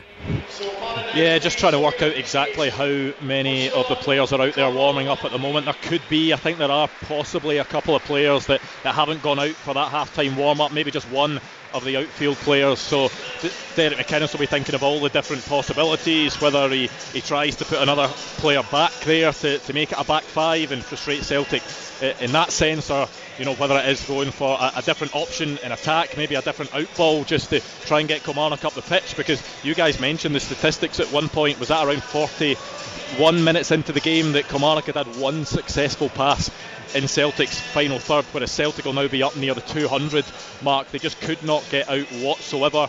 Bobby Wales has been a really good player for Kilmarnock this season. Looks as if he may move on in the summer, because there's a lot of interested suitors, but they've just not managed to get him in this game whatsoever. So potentially a change could be made in the final third, just to try and something different, to see if they can maybe get someone in and around Cameron Carter-Vickers or Liam Scales to give them just a bit of time from the ball away from their own defence. Yeah, and I suppose we'll get to that time when Celtic eventually, Gordon, as we said earlier on, the next batch will arrive to prove what they can do after being left out. It is unlikely to be at the break, isn't it? No, I don't think it will be. I think Brendan will give it another 15-20 minutes. Look, you looked at Celtic in the past, they used to make 3-4 substitutions, whatever it may be, and it was always a positive. And I think that's what Brendan's looking for this afternoon. He will know that these players are now, and Marvin and I who's played football, or the guys that are listening, you want on that pitch. Yeah. See the way the game's going, you want on that pitch, you want to be a part of it, because if I'm a striker, there's chances, there's goals here for me. So I think that he'll be looking for a response. I don't think he'll do it at half time. I'd be very surprised, but I think he'll get it.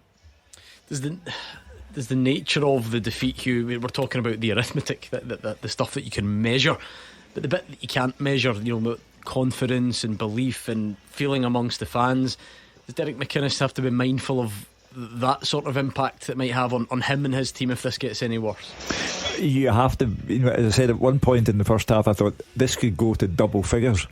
It slowed down a little, but it ought to be a 5, a 6 or a 7, the way Celtic are playing. And as I say, in the spirit of the week, they can't take their foot off the gas. Andrew, Kilmarnock are going to shuffle things around.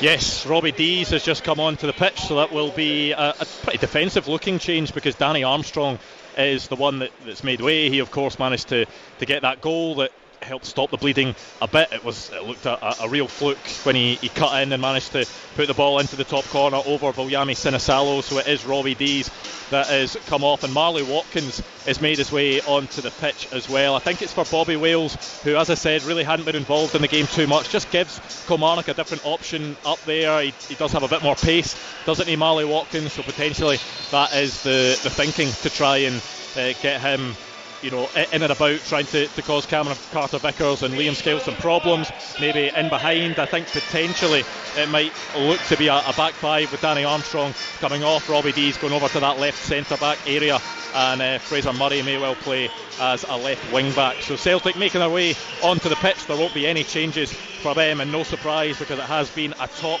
performance, definitely one of Celtic's best performances of the season so far, and you just wonder, will they be able to come out and start the way they did in that first half? Because if they do, that'll be a real concern for Kilmarnock. Celtic really at the top of their game. Rio Hatate's actually just come out the tunnel wearing his Celtic top the wrong way around. He's spotted before he's actually made his way onto the pitch, so he's turned that around. That's the only thing Rio Hatate has done wrong so far today. He opened the scoring 9 minutes in, that incredible strike from 25 yards out.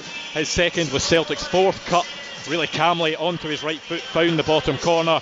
But the best goal of the day, you've got to say, Cameron Carter-Vickers, that strike from 35 yards out, a real shock for everyone. I'm not guessing that he'll do something again like that anytime soon, but He'll hope, and the Celtic fans will hope, there'll be plenty more goals to come in this game. We are back underway. Just a quick word from our podcast sponsors, Wire, the best way to own an electric vehicle. Wire is a car purchasing platform that only sells 100% electric vehicles. So they'll walk you through the process of selecting a fully electric car that meets both your needs and your desires.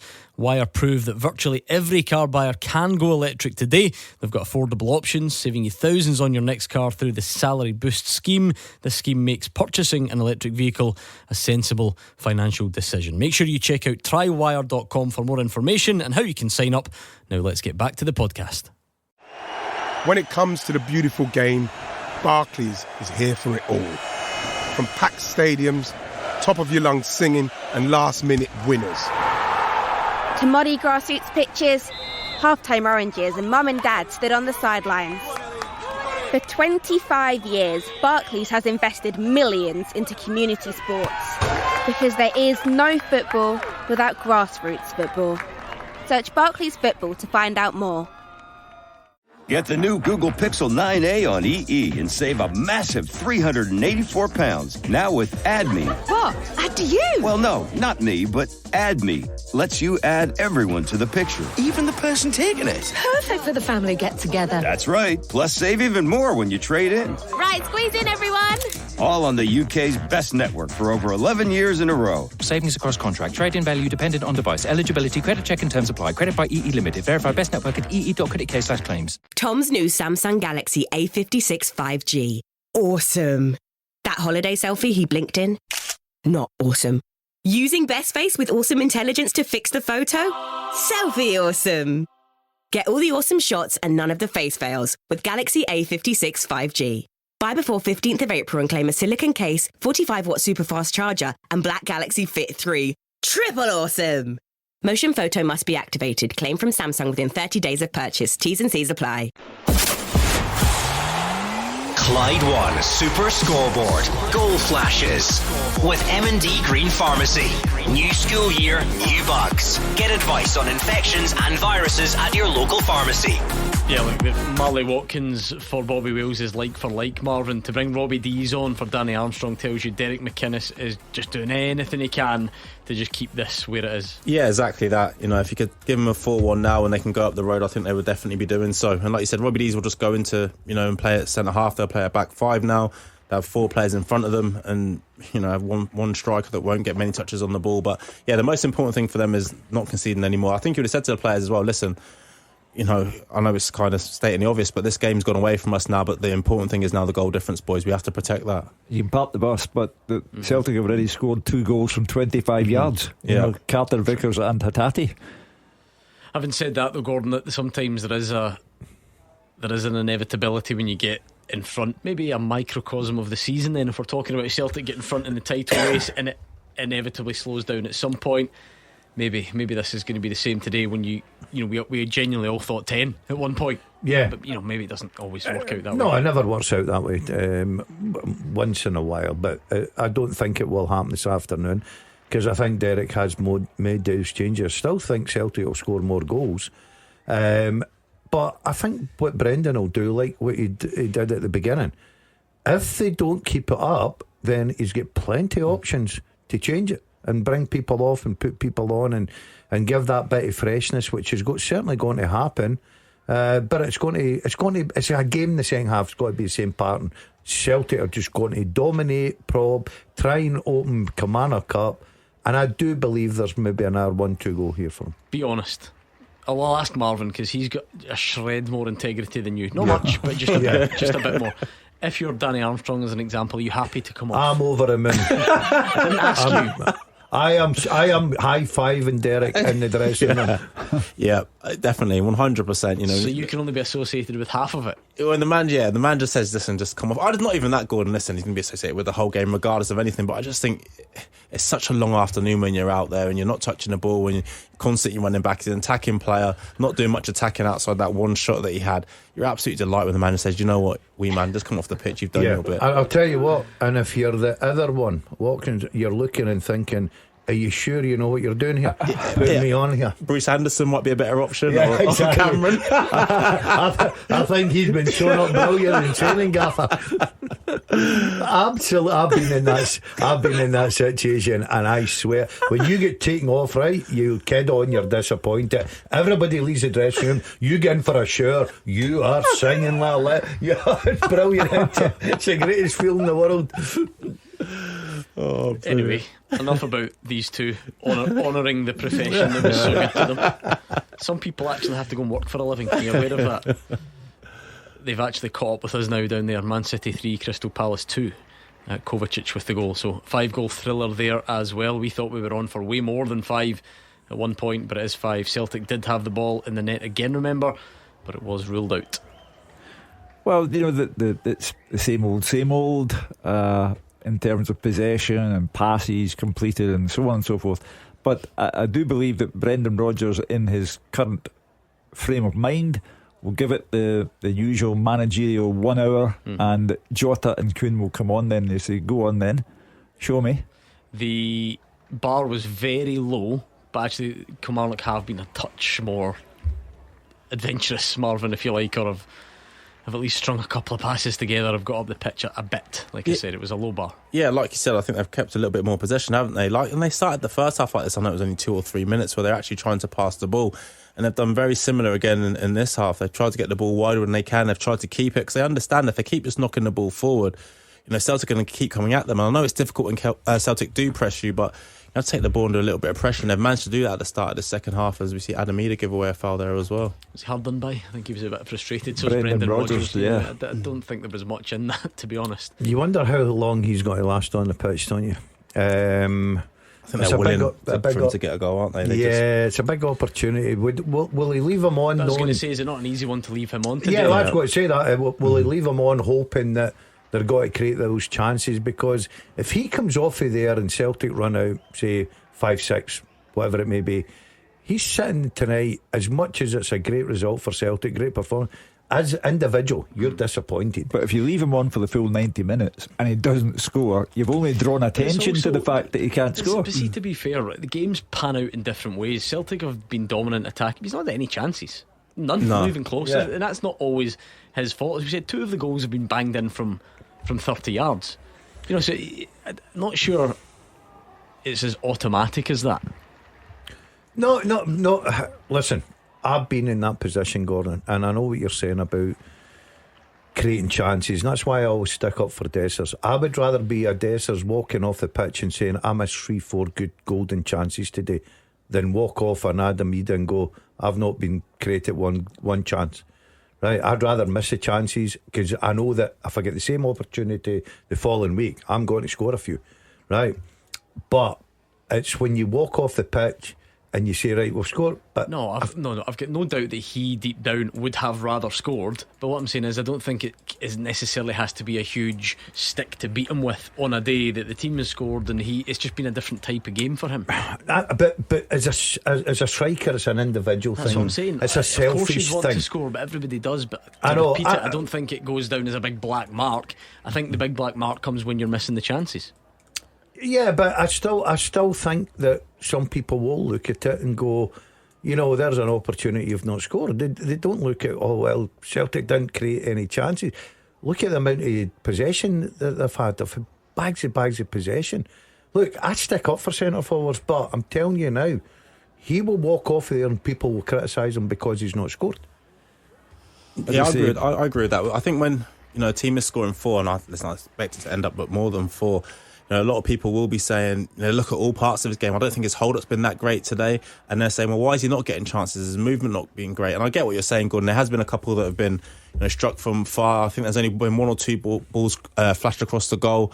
But, you just want a goal for the lad, because I think a lot more pressure will be, put upon him should he not score today and Celtic run out comfortable winners. It just feels like sometimes you would try a bit hard to find a downside to this afternoon. I don't think it's an afternoon that has too many downsides. Oh, there's definitely not too many. Definitely not too many. The downside for the fans would be if there are no goals in the second half. They've been spoiled first half, but they're thinking, come on then, just take him off, put Jota on, get Kuhn on, do something, because you're overwhelmingly superior.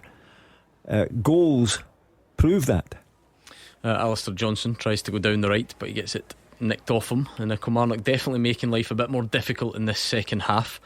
Like we did say earlier, of course, that wouldn't be particularly difficult, but they can only, I suppose, improve and try and be a bit harder to beat Gordon and maybe offer a threat going the other way. Yeah, and that's what Derek will have probably said. It's all cliche, isn't it, for managers? Let's go out there and don't lose the second half, get a bit of pride back. Supporters have travelled all the way up from Kilmarnock to support us. Let's give them something, a bit of effort, commitment. Celtic were at it in the first half, and when Celtic are at it, especially at Celtic Park, then not many teams can stand up to them because they've got the better players, they've got the better squad, they're a terrific team to watch. But Derek's changed one or two things. He's trying to make it a little bit more difficult as they come forward there, and it's a wild shot over the bar, but it's encouraging. They're getting up the park. That's the most important thing for them. But he's definitely looking and thinking, damn his limitation here. Yeah, they're showing a little bit more fight, aren't they? You know, It's like you said, they're going after Celtic and they're pressing a little bit more, and they're getting a few ricochets, and like you said, they're just making it, they're just competing a little bit better. And like you said, over the course of 90 minutes, can you compete with Celtic? No. But in the first half shouldn't have happened. The way they conceded the goals, and that's what he's saying to his players. And listen, at some point he'll have to freshen it up as well. But I've got no doubt about it. After Kilmarnock, start to tire a little bit more, Celtic will go into overdrive, whether it's with subs or the players on the pitch, and they'll get more goals. One that we didn't mention was Paulo Bernardo as well. When he comes back, I think maybe some Celtic fans were surprised not to see him come on last week. So again, in that midfield area, look, McCown will want, you all want involved in a day like this, don't you, when you've got a nice cushion? Well, you want on the pitch if you're a sub. Like say, if you're sitting there and you know you've been left out, you're looking at the way the game's planning out, you want to be a part of that. You want to get on there, and if you're a striker, you want to score a goal. If you're a midfield player, you want an assist or score a goal or whatever it may be, but you just want to be on the pitch. Desperate. Well, I think he will give it another 5 minutes, and then those changes will take place.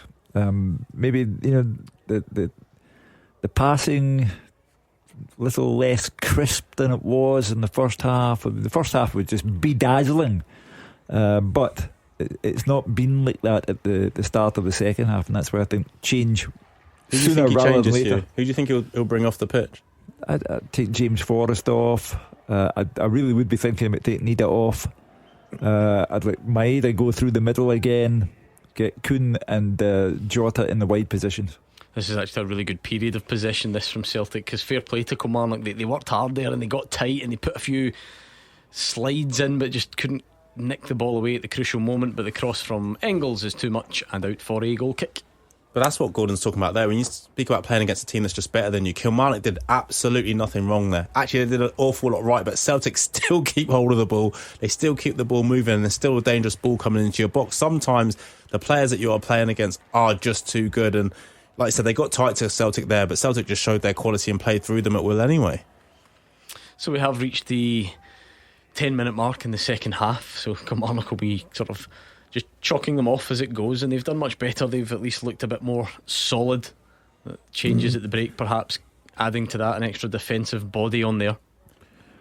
Yeah, there's not that fear of it becoming an utter humiliation. Teams will lose 4-1 at Celtic Park. That's fairly standard. But the fear of outright humiliation has started to evaporate. Until those subs come on, until you see Joe and Kuhn coming onto the pitch, you start to think, oh no, it might be that afternoon that we were fearing after 25 minutes or so. They have a lot to prove, Kuhn and Jota. For whatever reason, Kuhn's form has disappeared, and Jota, as I say, it's all stepovers and no serious intent. Do you not think that's natural though? A player of Kuhn, like how well he's had done, and how young he is as well, that his form is going to be kind of up and down. I know, don't get me wrong, I think he started the season so well that anything that wasn't supernatural after that was going to look like a drop off, and there has definitely been one, but has it been that bad? I think it's been night and day.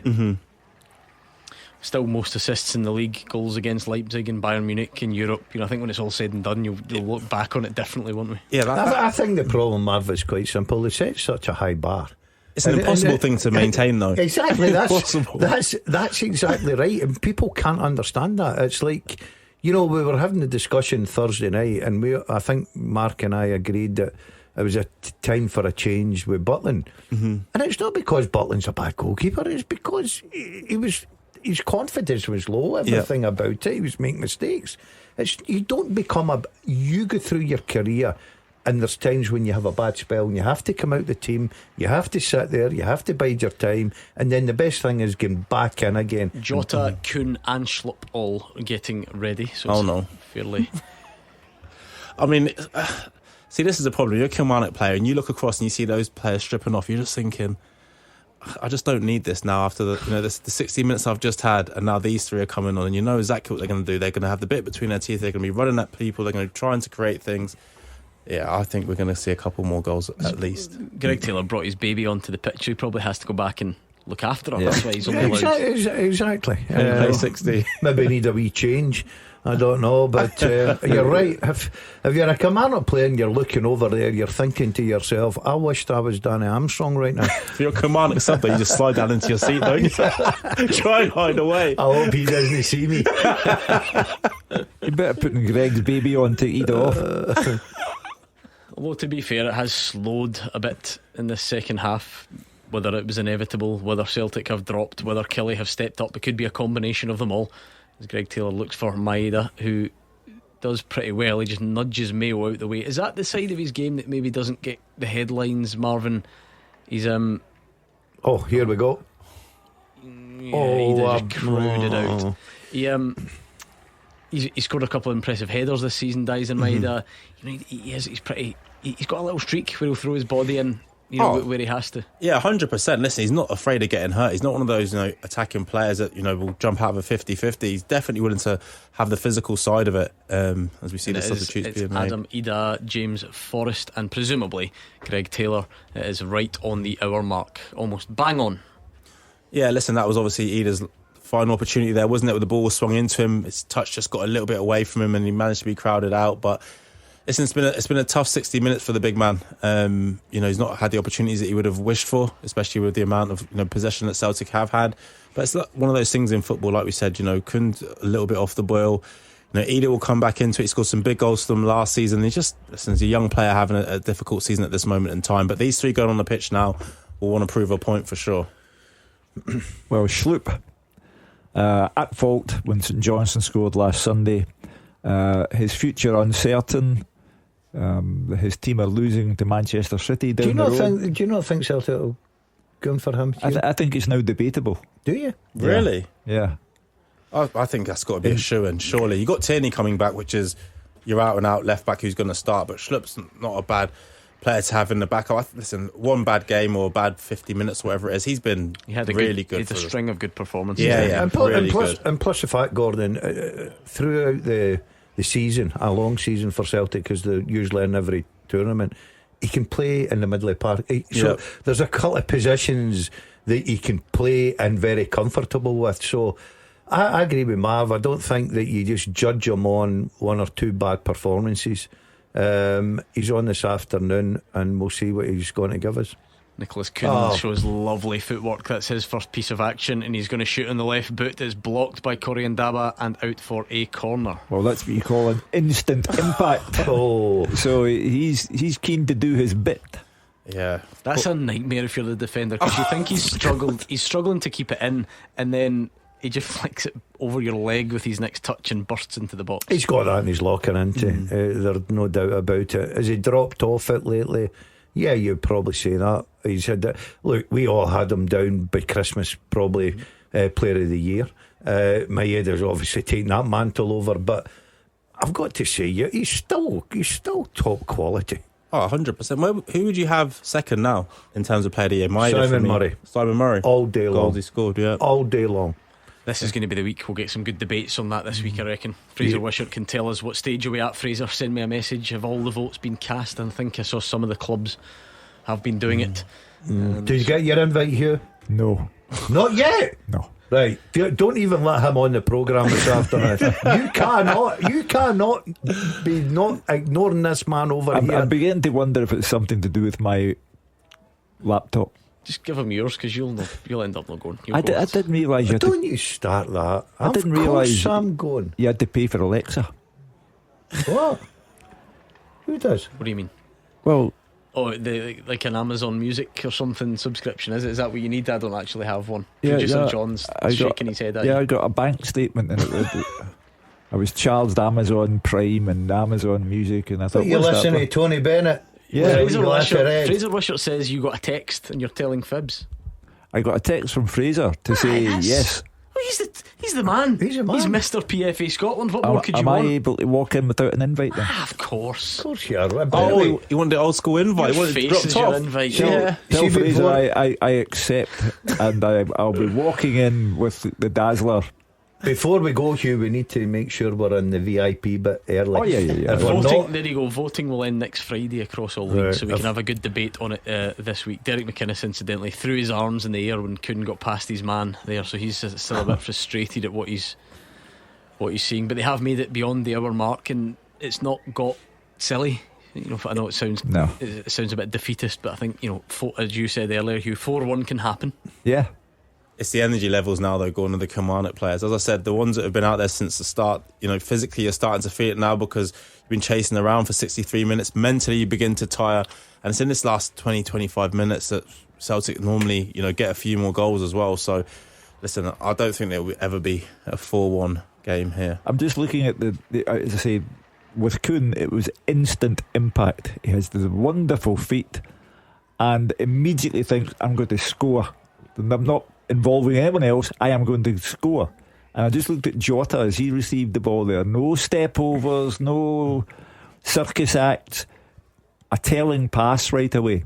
I think the two of them have had a rocket from the manager.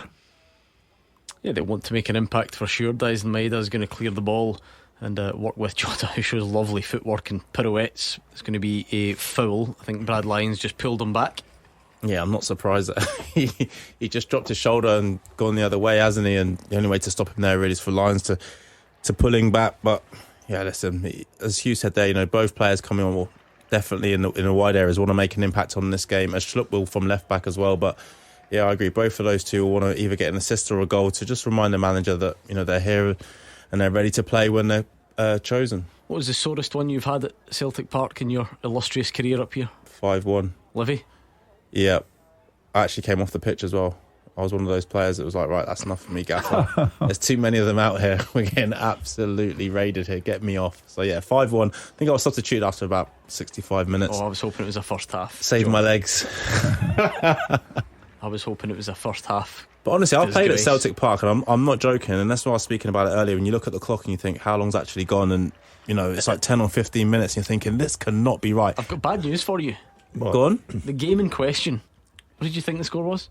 5-1, no? 6-0. Was it? You've really tried to narrow. Was it 6-0? You've really tried to narrow the margin there. Maybe I've had a 6-0 and a 5-1. Maybe I've had both. Did I come off in that game? You did. After 16. What was the score when I came off? 7.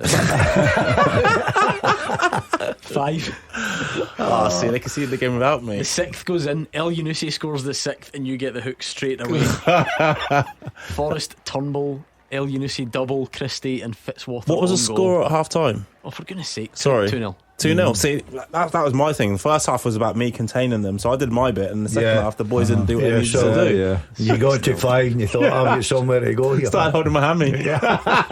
Are you familiar with the expression? Yeah. I tell you what, he's got some cheek laughing at Kilmarnock today, or criticising Kilmarnock today when he was part of that. We beat them as well, though. How does David Martindale take 6-0 defeat? Not well. Nah, not well at all. Not well there for Kilmarnock. That was a bad miss, actually. We've not seen much, but the ball sat up for Fraser Murray in the box, and he just sort of side-footed it over the bar. Yeah, it was a good opportunity, but I just think it's sat up a little bit for him. Yeah, a little bit too high, but encouraging for Kilmarnock. I think Derek will be quite pleased with what he's seen after he changes. I still believe that we're not going to finish here 4-1, but as we all talked about early doors, you're thinking, this could be a real sore one for Kilmarnock this afternoon. But they've defended it a little bit better. They've got the lines right between their midfield and their defenders. They're not giving Celtic a lot of space. They're trying to nip in and win the second balls as well. So yeah, I think Derek's second half will be a bit pleased.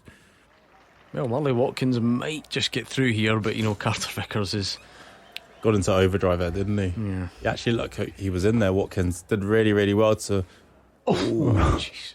Sinisalo has been wiped out by, who was it that raced in and slid in on him? It doesn't really matter because actually the advantage was played. You don't see that too often. The goalkeeper wiped out as he passes it, advantage played, and Jota, Schlupp all just going to join in. I suppose the midfield will be the next area Brendan Rodgers would look to. Gordon, Paulo Bernardo perhaps, Luke McCowan. Yeah, he's got good options, hasn't he? McCowan, every time he's come on the parts, had an influence. That looks a free kick in a dangerous area for Celtic, just outside the box. Yeah, McCown's been good. Bernardo for me is a top quality midfield player. I really do think he is top notch. So he's got good options to bring on there. They're comfortable just now. You just wonder, will it be Kuhn or Engels with a free kick? I would probably go for Kuhn with a left peg. Oh, I'll go Engels. Are you? Yeah, I think he's hit some brilliant balls so far today. I can imagine us nesting in the back of the net, and then that'll be him. Off you go. Yeah, I think that's set up for a left footer, Marv. I'm telling you now, that's set up for a left footer.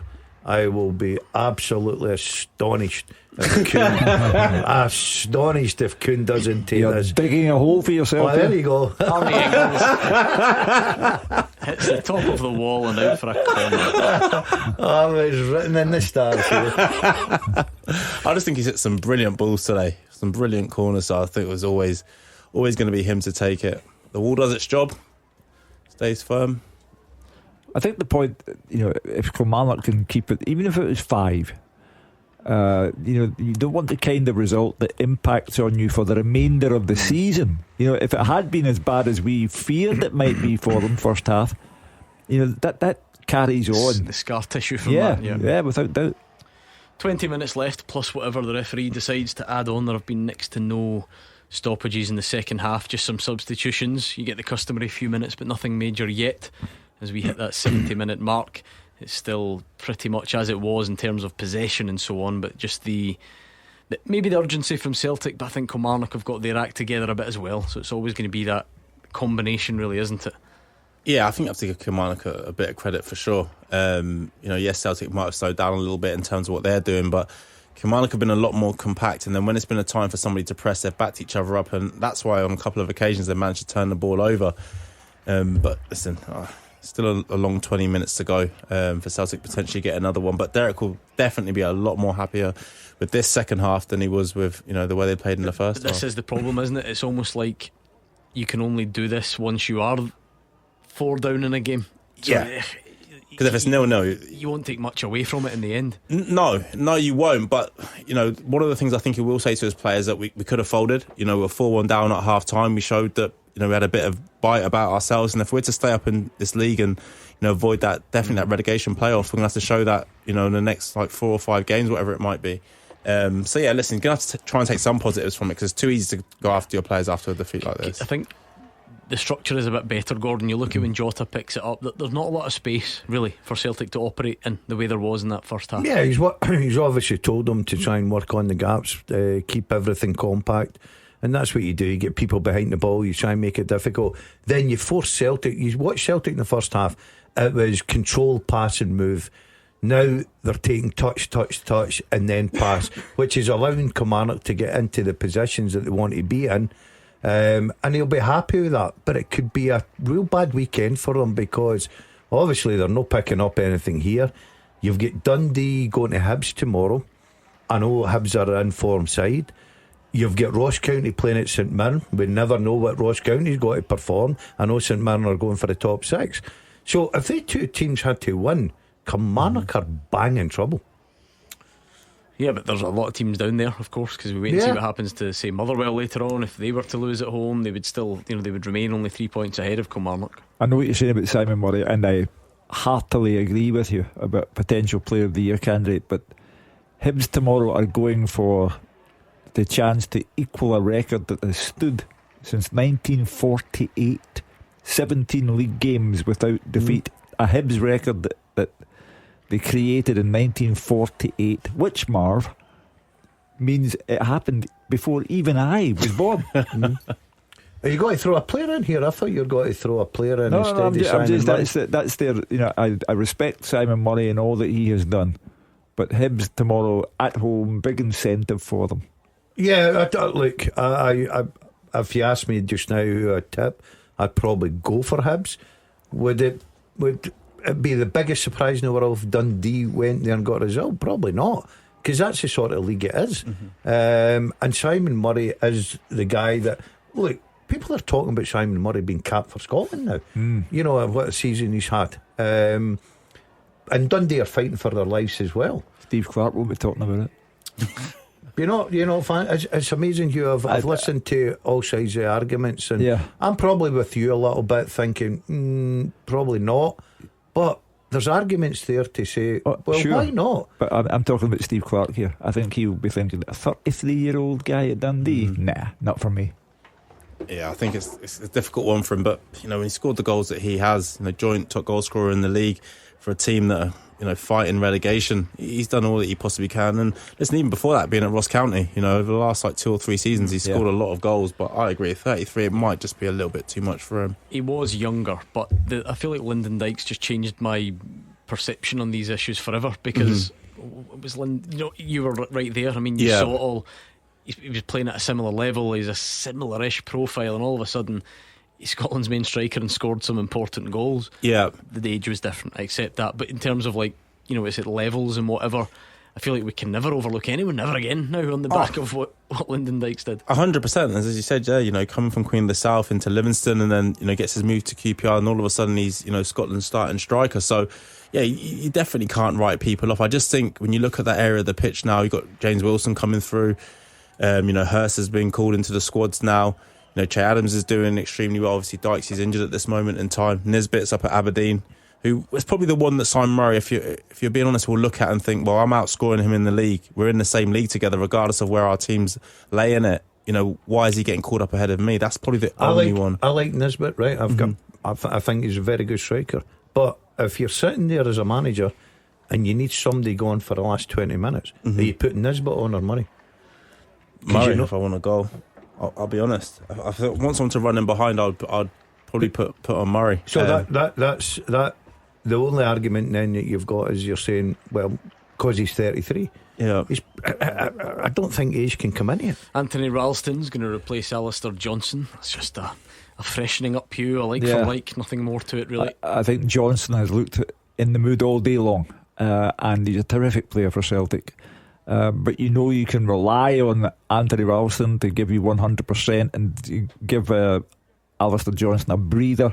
Next game, Scottish Cup semi-final. You're then a heartbeat away from the match that could bring you a treble, a world record breaking treble. And so it's very important. I think if the Celtic players have anything at all about them, they will want to make St Johnstone pay at Hampden for what took place at McDiarmid Park. Corner Celtic, it's going to fall to Hatate at the edge of the box. There are so many Kilmarnock jerseys making life difficult for them in this second half. I feel like counting them at times to make sure there are only 11, because they really have plugged gaps quite drastically in this second half. Goalkeeper comes and doesn't quite get there. Arnie Engels might make him pay. He hits the crossbar. Arnie Engels tried to take advantage of the goalkeeper being out. He scrambled back and he curled one off the crossbar. The closest Celtic have come in the second half. So unlucky there from Engels. Like you said, the ball works its way back out to him, and there's probably about 8 players between him and the goal. And it's just such a delicate, bend of the ball that he's tried to do just past the goalkeeper, and it's so unfortunate that it ends up hitting the crossbar. I think he's been really good today, Engels. I do. I know he's one of the ones we spoke about before the game as well, in terms of form and everything else. But I think he's performed really well today, and that goal would have probably been deserved for him. But he just managed to hit the bar there. Yeah, great effort. The minute the ball lands to his right foot, you know what he's going to do. And he's just a little bit unlucky. Kilmarnock making another substitution. Yeah, again, like for them, really. Matty Kennedy coming on to replace Fraser Murray. I'm surprised not seen Bernardo or Cowan today. Yeah, really surprised. So far, obviously, only one of them can come on now. That's 4 subs that Celtic have already made. So, yeah, especially with McGregor. I know he had a couple of niggles as well, didn't he? They're managing his minutes for a while, so surprised that he's going to see out the whole game. But Derek McInnes has achieved what he was set out to do half time. He's nullified Celtic as best he can. He's kept the score as it was in the first half, and there will be no ritual humiliation here. So, as I say, he'll come away from Celtic Park saying, lost 4-1, it happens. Mm-hmm. Yeah, we'll just be ticking this game off now, won't he? Yeah. It'll be one of those ones, like you said, if it can stay at 4-1. I think if you'd offered him 5-1 at half time, he would have taken it. Really did, the mood that Celtic were in. But listen, credit to himself and his players, because they've come out and made a fight of it in this second half, regardless of us saying if Celtic have slowed it down a bit. It doesn't make any difference from a Kilmarnock point of view. They've made a fight of it in the second half so far, and with 12 minutes to go, they've managed to keep the scoreline the same as it was at half time, which none of us would have seen. Do you fancy another one before? Yeah, so do I think Celtic will score another goal. Mm-hmm. Who'll score it? You're very specific. Yeah, I'm going to go for someone like. Tell you in a minute. He's waiting for Jota to shoot in the box. That is shameful. Exactly, I was. There's no denying that. It was blocked in the end. I'm going to go for Yang. Bit hard for him. Go on then, Carter Vickers, hit another one. I've still kept the text. I showed it to you last week. I've still kept it. Carter Vickers lined one up there, and I think the fans maybe got excited, but he decided against it. He's probably been told off, hasn't he? Quite well, you're ahead. Yeah, that's exactly that. Don't hit another shot. There's going to be McCowan. He'll come on. He's getting the instructions from the Celtic staff down there in the dugout. Jota tries to dance into the box and he gets it back, and it's going to be just a stretch too far. Corner to Celtic. Good defending, very good. Celtic looked like they'd opened Kilmarnock up there. Good play with Jota down the left hand side. It was nice work, wasn't it? Oh, beautiful. But good defending from Kilmarnock. I think that's what will please Derek, because you've all been there. We've been there as managers and players. See the second half, you're thinking this could be really painful, but they've dug in deep. Kilmarnock. Arnie Engels yet again with the corner. His delivery's been pretty good all afternoon, but that one's too deep and it goes over everyone's head and out for a goal kick. I don't think there's another goal.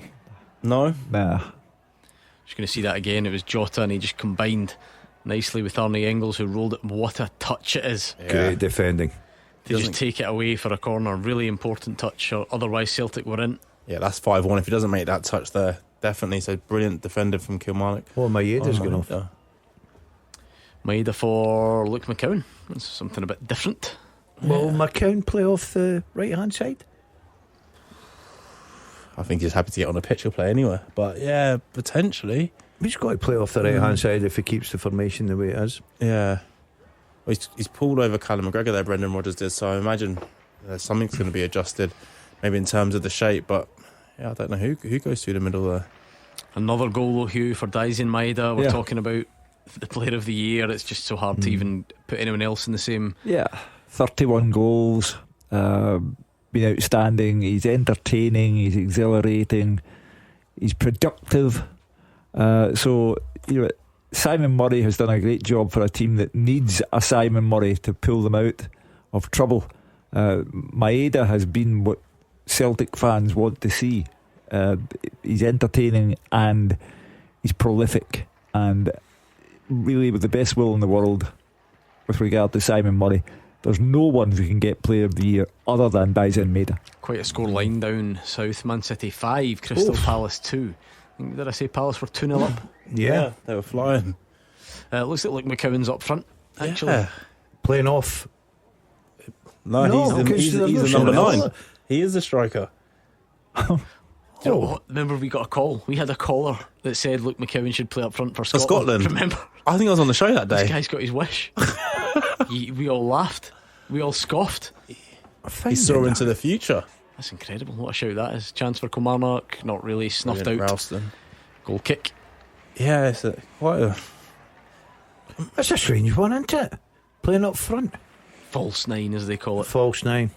He was a winger at Ayr, Fraser Wishart pointing out, a bit more of an attacking player back then. But still, a bit of a surprise. There's a Scotsman scoring goals in England. Ryan Hardy has scored for Plymouth to equalise against Sheffield United. He's had a good season. There's but they're going down though. Yeah. Yeah. Imagine having a season in which you knock Liverpool out of the FA Cup and get relegated. It's Ryan Hardy's 11th of the season. Is he another one that could potentially get into the Scotland squad? It's not a bad return in the Championship. A team that are really struggling. Anyway, we're finishing out this one at a fairly gentle pace. Both teams know the game is won. Both teams know it was won a long time ago. I think Celtic would like to obviously add to it. Kilmarnock don't seem too fussed. They just want to try and see this one out and protect what they've managed to do in the second half, keeping it semi-respectable. They move on. They know they'll now go on and play all the teams round about them in that bottom six, and those games will be far more important. Yeah, Derek McKenna leaves without a dreadful embarrassment, a scar on the season.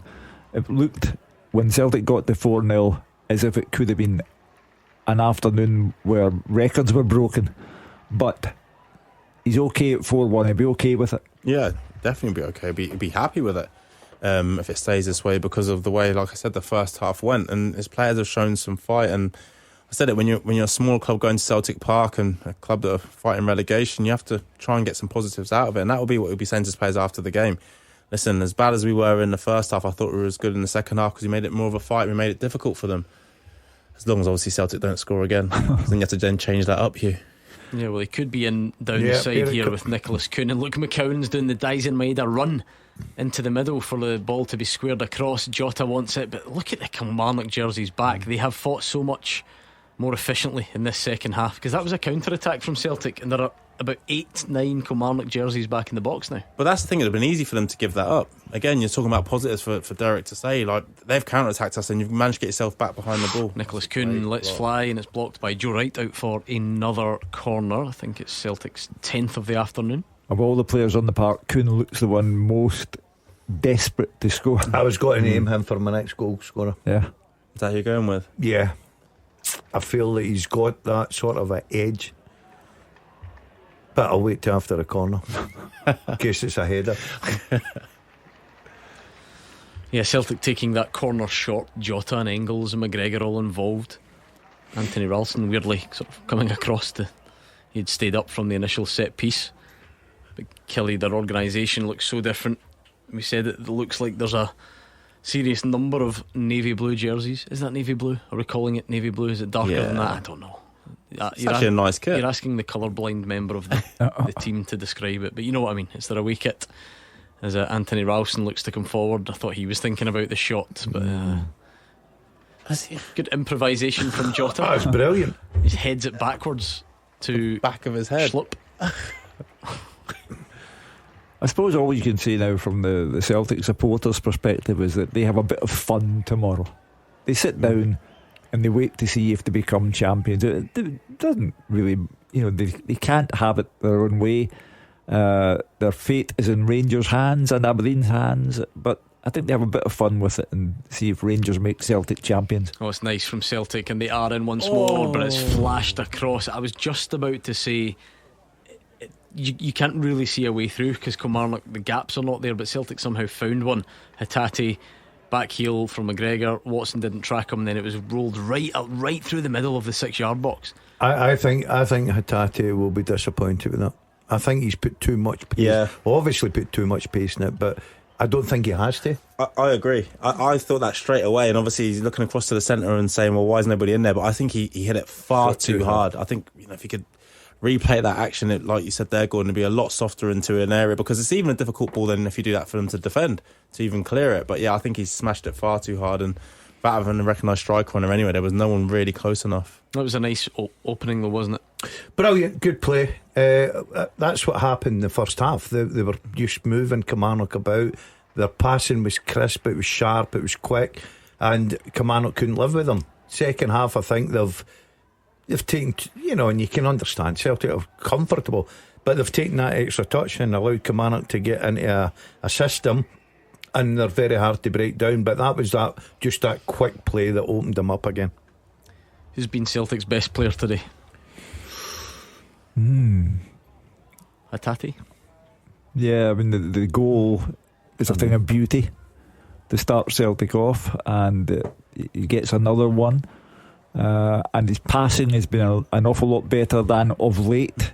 He's been noticeable for the number of passes he overhits. But today, passing crisp. I would have no objection to Hatate being man of the match. Yeah, I think we'll all agree with that. I think he's been excellent. Got off to a great start. Wonder goal.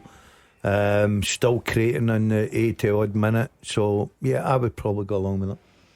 Well, we are nearly done. I don't think there'll be any dramatic period of additional time this afternoon. 88 gone. Still the same scoreline as it was after, what was that, 40 odd minutes, maybe even before, because Celtic were in fact, who am I kidding, it was the 24th minute that Celtic got their fourth goal. It feels like a long time ago. You wonder, if Danny Armstrong hadn't scored, what might have happened.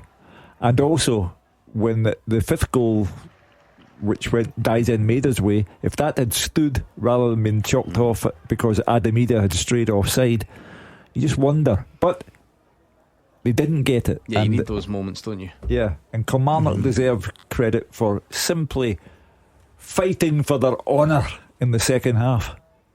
Yeah, they've stopped the bleeding in the second half, haven't they? Because, as I said, Celtic had opened them up on numerous occasions in the first half. As I said, it's the second half. Dear me. Wow, Sinisalo has put Celtic in a lot of trouble here. It was a simple ball just to roll it out, but Kilmarnock, luckily for him, blast it over the top. He's no Kasper Schmeichel, is he? I just think it's a concentration thing. It just seems like the goal we're speaking about and a couple of other things where he's been called upon just to be neat and tidy with. And listen, he's a young man that's got into this Celtic team. He'd have never played in a team that dominates games the way that Celtic do. And especially today's one, he's not really had a lot to do, and it's just, I think it's just one of those things. It's a learning curve for him to realise that, listen, we won't call upon you a lot, but when we do, you have to make sure you're bang at it. Rio Hatate slips as he looked to gather the ball, and Kilmarnock just going to try and come forward and get something else out of this. Here he goes. Sinisalo comes out of his goal and tidies up. Ramsey bursting forward there down the right hand side.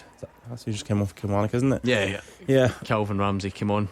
You almost forget that he's there. He's had such a strange time of it, hasn't he? Obviously came through Aberdeen and caught the attention of Liverpool and goes there, and injuries and loan moves that haven't worked and all the rest of it. Yeah, he's had a few loan moves down south before now coming to Kilmarnock, and he's just probably not, he hasn't got the minutes that he'd have probably desired in terms of coming into this loan move. But again, you go into a team that's struggling the way that Kilmarnock have since he's joined the club, makes it a little bit more difficult. But yeah, listen, still a young man that can definitely get his career going again. But this season's been a lot stop-start for him. Are we getting any additional time? 3 minutes. We've just entered the start of that period. Come on, John, just blow the whistle. That's what you'd be saying as a Killie player. Come on, mate, we don't want 3 minutes. Just get us off the pitch. Exactly.